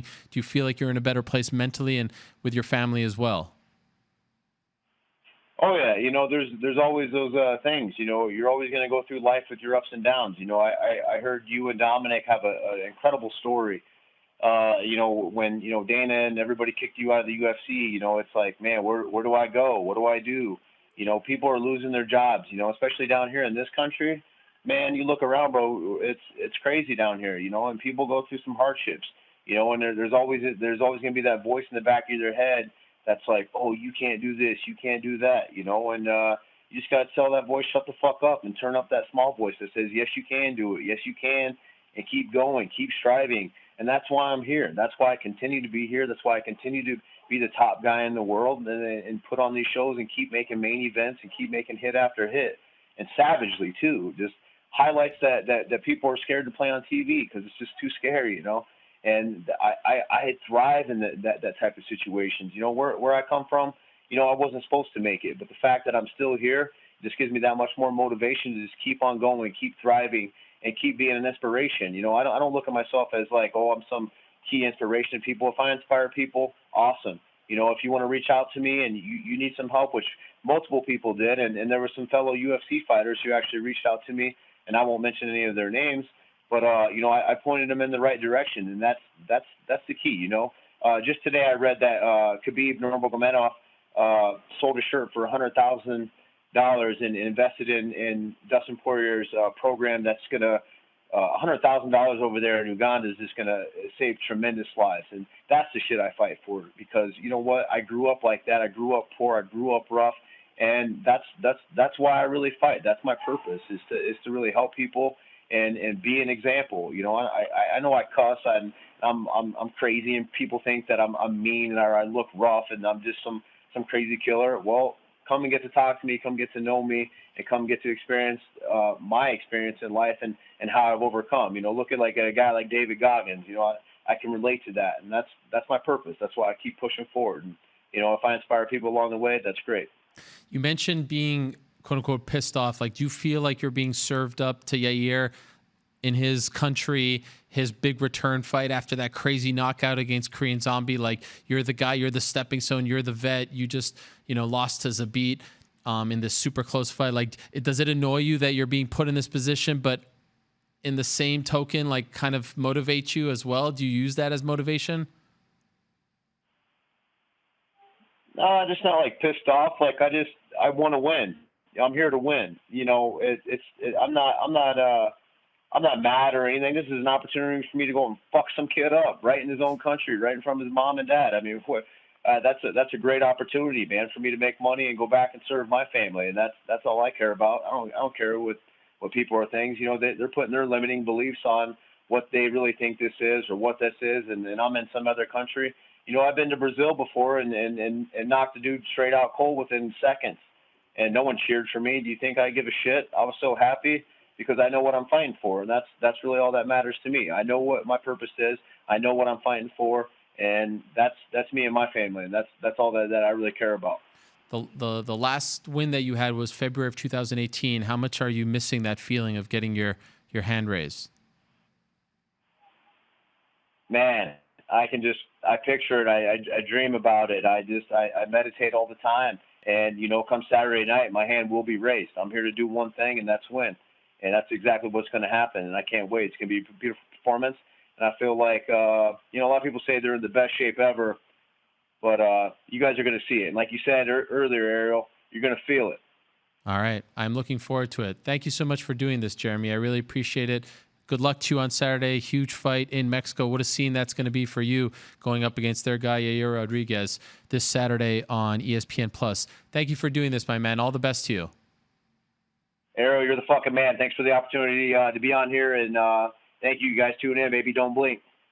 I appreciate it very much. There he is, Jeremy Stephens, joining us from Mexico. And this Saturday, he meets Yair Rodriguez in the main event of UFC Fight Night Mexico City. That begins, by the way, the main card begins at 8 p.m. Eastern. Other fights of note on the main card, Carla Esparza against Alexa Grasso. So Grasso getting an opportunity to fight back in Mexico as well. Askar Askarov against Brandon Moreno. Irene Aldana, as you can imagine, a lot of Mexican-born fighters on the card against Vanessa Melo. And some other names of note. Paul Craig fighting on the prelims, which begin at 5 p.m. Eastern on ESPN+. Betch Correa against Sajara Eubanks, interesting fight. But I'll tell you the fight, other than the main event, that I'm most looking forward to.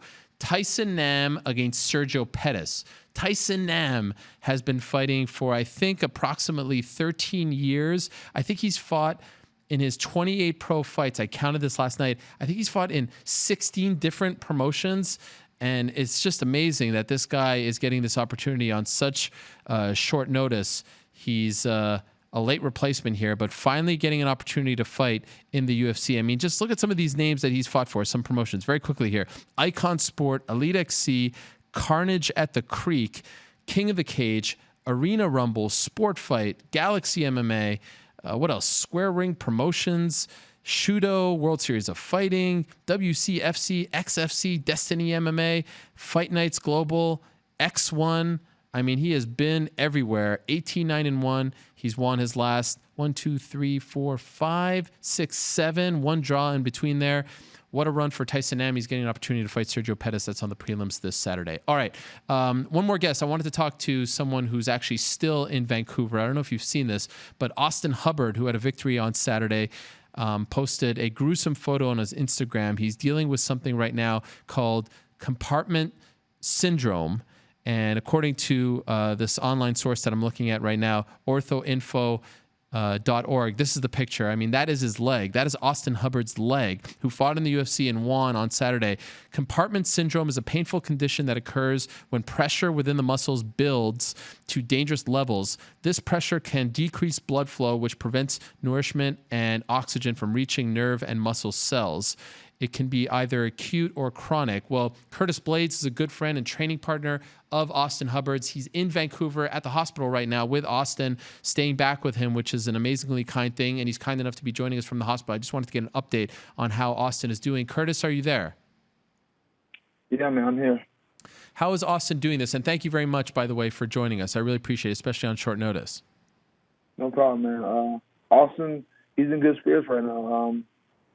He's actually about to go into the OR in like less than an hour. They're going to look at, because they opened him up like you just mentioned, had to relieve that pressure, and he still has an open wound, and they're draining out like all the blood and all, like, it's not just blood, it's also, I guess when the muscles have that type of bruising, they start to release some type of toxin that you have to remove, so they're draining all that. and then the doctors are going to look at the swelling, and if he's good enough today, they can stitch him up or give him a skin graft. If not, he has to wait another couple of days, and then we'll go back in there, take another look at it. But worst case scenario, we're here until Wednesday. Best case scenario, worst case scenario, we're here till Friday. Best case scenario, we're here till Wednesday. And so he has this hard-fought victory on Saturday. He picks up his first UFC win. He's very excited. At what point did you guys realize that something was not going right, that he was sick?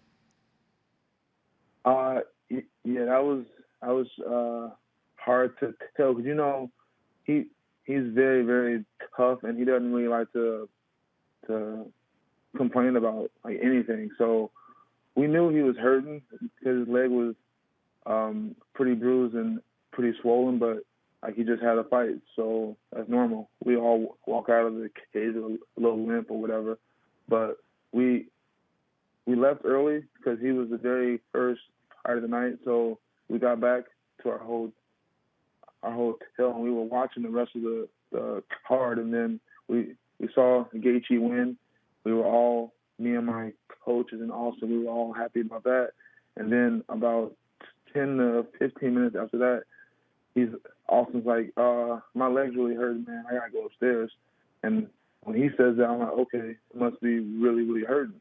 So my coaches, they both helped him up, and they were holding him, and they were escorting him into the elevator. And I was paying the tab, and then like 2 minutes later, one of the waitresses runs up on me. She's like, yo, your friend, he's passed out in the elevator.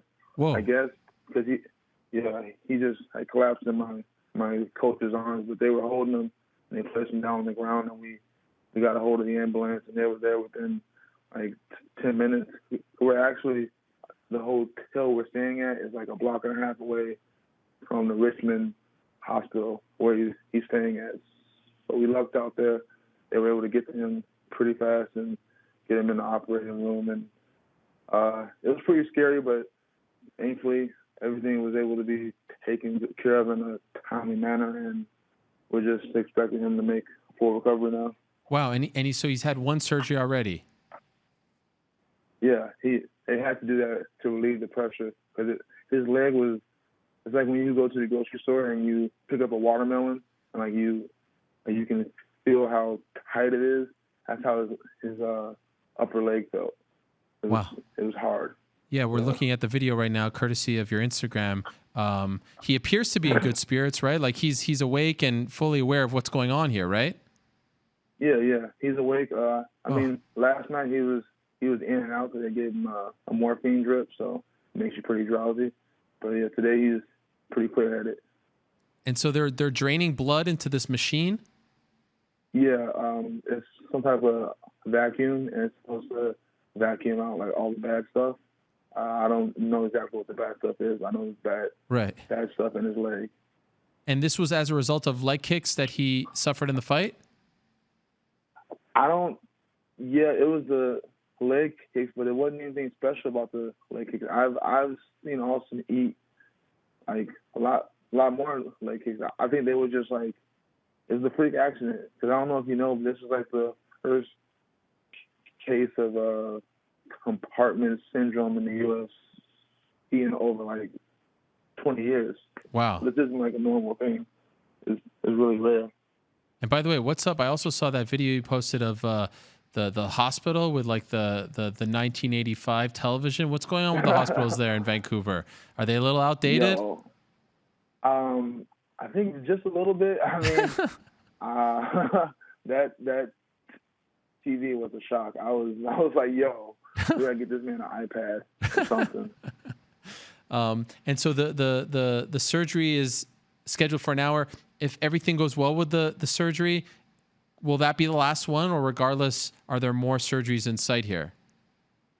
Well, no, if everything goes well today, this is it. Okay. They stitch him up, or they give him a skin graft, and then, well, I mean, he shouldn't need another surgery, but obviously when we do get out of here, we're going to go to Chicago. He lives a couple hours away from Chicago. I'm from Chicago originally. So we were both originally planning on going home and then we were going to drive back to Illinois. But that's not going to happen now. We're going to get a flight straight to Chicago, and I think his parents were going to drive up from his hometown and they'll meet him at the hospital. I'm going to help him get into the hospital, and then once his parents get there, I'll take off. I'll go back to my dad's house, and I'll be periodically like checking in on him. So are you staying with him in Vancouver until he leaves? Yeah. Wow, good for you, man.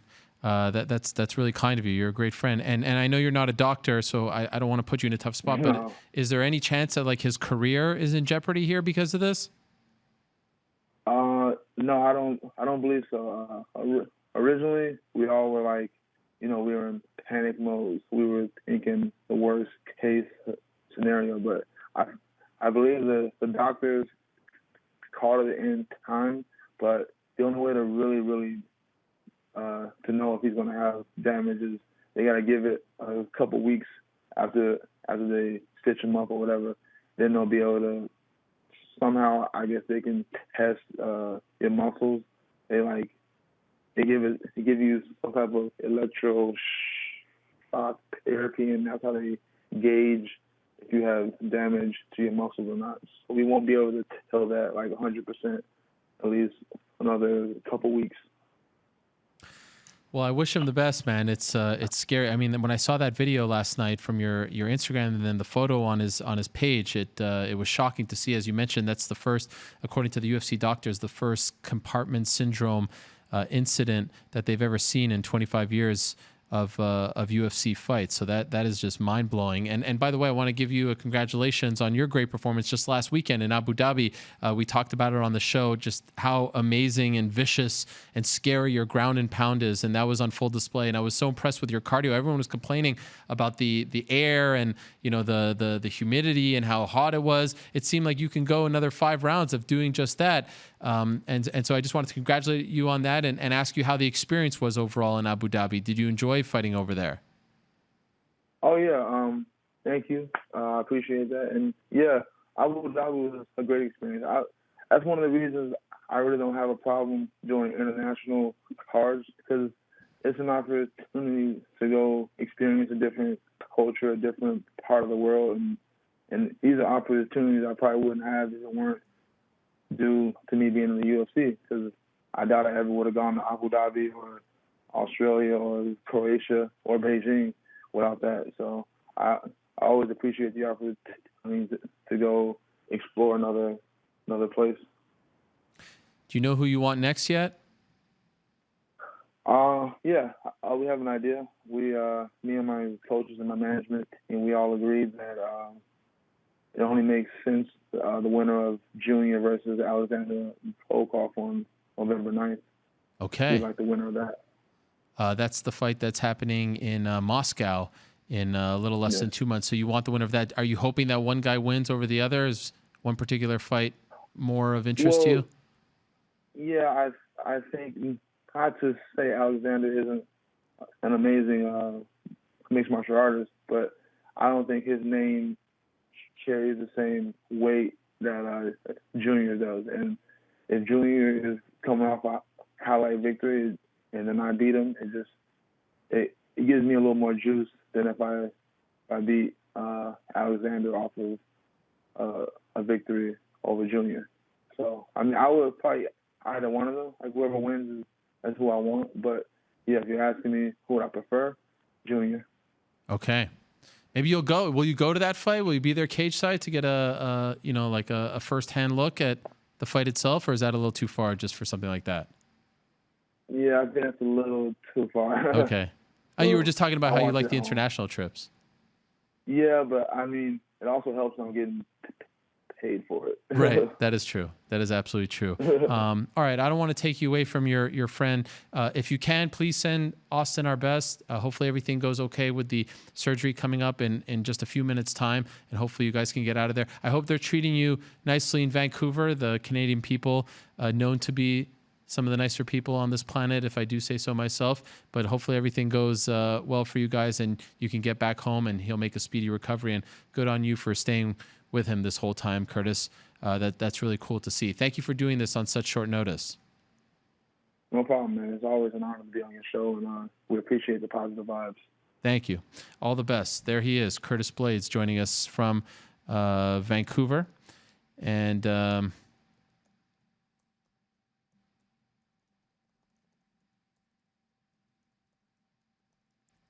just talking to Curtis Blaydes moments ago, and now talking to Corporate Jake. Look at this. I was reading about this before we got him on. So this is according to another website. What's the source here? From the Mayo Clinic.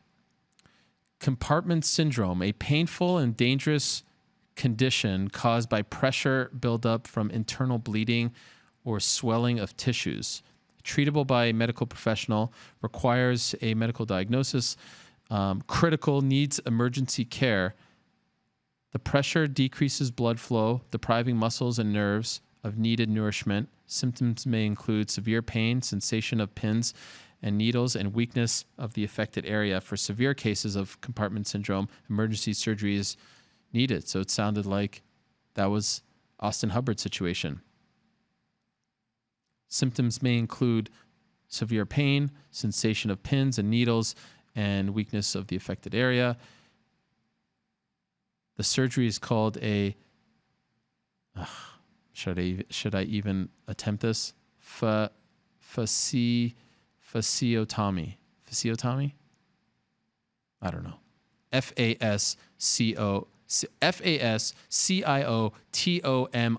No, Tomy. Fasciotomy. I totally botched that. Anyway, we wish Austin the best, and we appreciate Curtis for coming on such short notice. All right, a couple of updates. Todd Duffy said he couldn't join us. In the end, he said, this is what he said. Let me just read. You know how I feel about people canceling at the last minute. I'm just going to be quiet. This is what he said. I got 2 doctor's appointments. Let's see how it plays out. I need to tell the reality of the story. Don't kid yourself. Next Monday, if this doesn't work. And it didn't. And then I said, we can work around your schedule. Didn't seem to work. You got some info. You saw the 2 eye pokes. You heard I've had 2 surgeries. I asked for time, felt rushed, panicked when doctors said right now, thinking my time was up. Jeff said we can run it back. Let's run it back. So that is Todd Duffy's story. Unfortunately, he will not be joining us. And unfortunate as well is the fact that Luke Rockhold will not be joining us. Did not give me a reason, but he canceled. It's been a long time that we've had 2 no-shows. I apologize for that. You know how much it kills me inside. It has been a great show. We appreciate Curtis Blaydes for coming on short notice, and it does sound like we're gonna have one more short notice guest before we say goodbye, and it sounds like we're going to be connected to Jeff Hughes, who is on the other end of that controversial eye poke. We'll get his take on what happened. In case you missed it, they were fighting. It looked like it was going well for Todd Duffy. Then there appeared to be an eye poke. Doctors came in. There was some discussion. First, the ref spoke to Duffy. Then the doctor came in. And then after some consultation, much like the Bader-Congo fight, Duffy said he was seeing double. They stopped the fight, ruled it a no contest.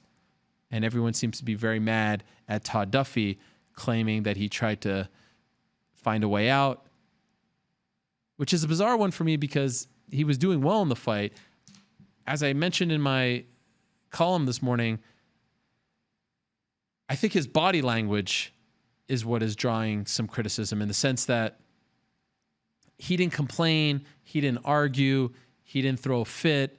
He seemed somewhat content with the fight. He seemed disappointed, but he seemed like, all right, it is what it is. Like, he didn't seem to really try to convince them, like, no, I could go. And I think that's what people feel was a sign that he wanted out. Maybe I'm naive in these cases. I don't tend to feel like, these fighters who are doing something pretty crazy, like stepping into a cage and fighting another grown man, I tend to feel like they're not cowards or cowardly or trying to find a way out. I tend to believe them in these cases. It looked like there was an eye poke there. Obviously, we don't know the severity.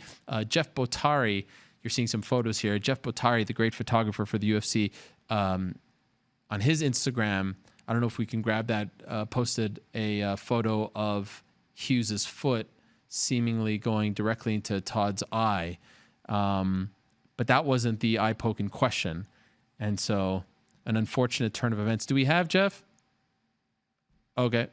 So it sounds like we'll talk to Jeff here, get his side of the story very quickly, and then we'll say goodbye. By the way, speaking of heavyweights, how about Cain Velasquez? Had him in studio this past week, and what a second showing that was as far as his lucha libre career is concerned. Again, he competed for AAA, competed at the Hulu Theater right next door to Madison Square Garden. And I don't know if you saw the footage or at least the highlights, but here he is once again doing these Hurricane Ranas and going off the top rope. I mean, it's unbelievable. I know last week he told me that the plan is to keep on fighting, but to be honest, the guy is a superstar.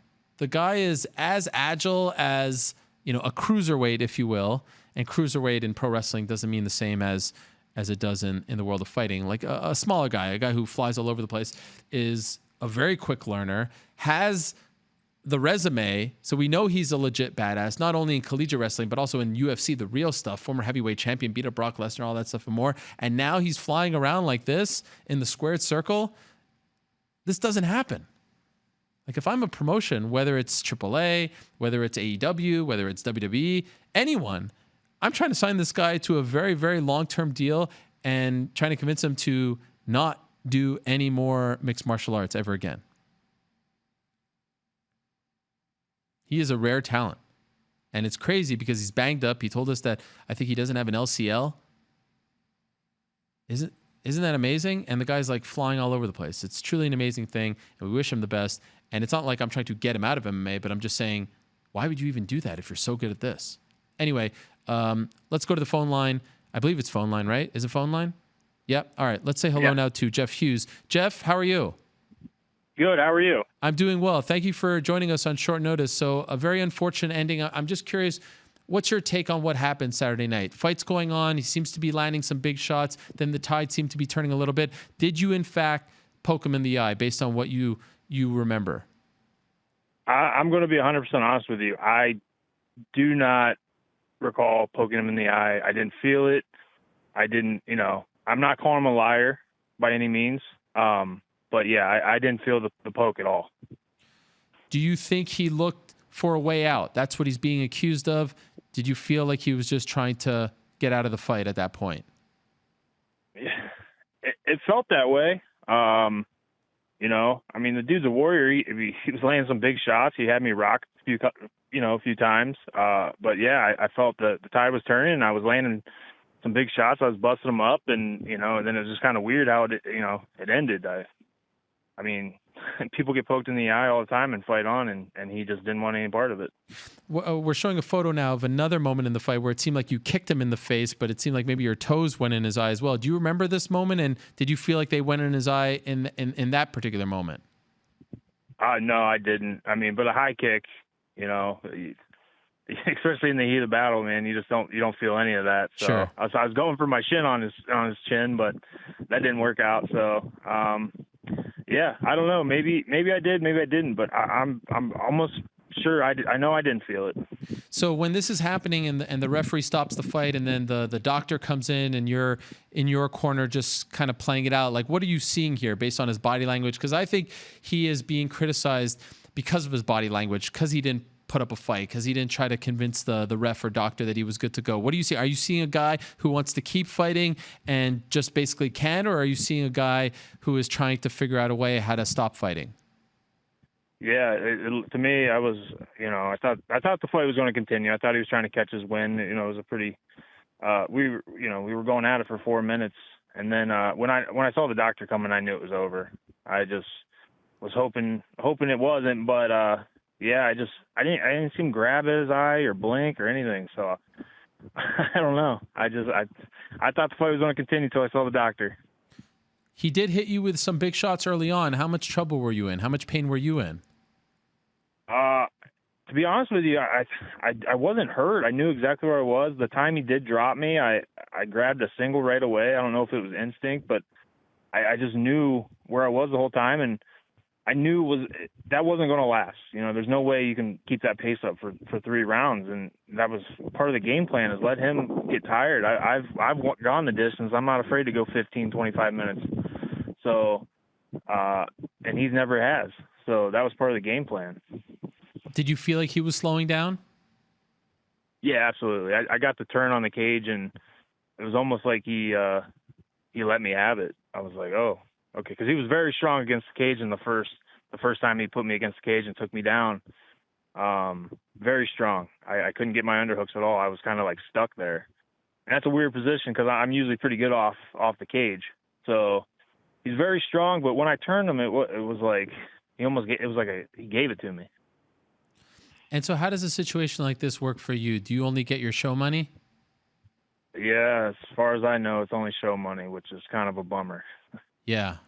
I mean, obviously, if you would have lost the fight, you know, you only get the show money. But in this case, because it's a no contest, you feel like you should have gotten both? I think they should. I'm hoping they go back and review it and maybe you know, do it right, give me half my money. I don't know. It's up to them, you know. Yeah. But you know, it'd be nice that extra win money is definitely for me, because I've just gotten into the UFC. It's definitely a life-changing money for me right now. You know, it's a difference. Do you think you'll get another? So far in the UFC, it's been a tough go. You had the fight against Maurice Green, split decision. Now you get this. Do you think you'll get another chance? I sure hope. Both my fights have been pretty entertaining for heavyweight fights, especially, you know, the one on Saturday. I thought, you know, we went hard, and I landed some good shots and busted them up, and I think I did enough to prove that I belong. I hope they see it the same way. Todd seems, based on the text he sent me, seems interested in a rematch. Are you interested in a rematch? Yeah, I'll fight anybody. It doesn't matter to me. You know, we're at the highest level, and I'm not here to handpick opponents or try to take easy fights, and he's definitely not an easy fight. Right. So, yeah. Do you feel like the criticism he's receiving is unfair or warranted? I think it's unfair. There's so many people that criticize, you know, every part of fighting, and they've never stepped foot on a mat. It's like, go experience it first and then talk about it, because, and I'm not criticizing a guy for missing a free throw because I don't know how to play basketball. Right.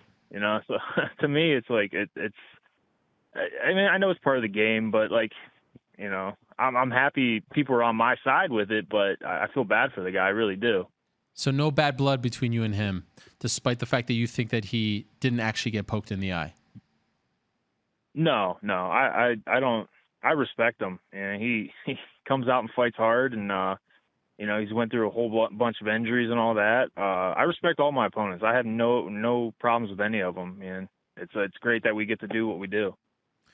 Well, I'm sorry this happened, Jeff. It was a really fun fight, and you weathered the storm, and it seemed like the tide was turning in your direction all of a sudden when it seemed like you were on potentially the cusp of being finished. So great job in terms of weathering that storm, and I'm sorry it ended this way.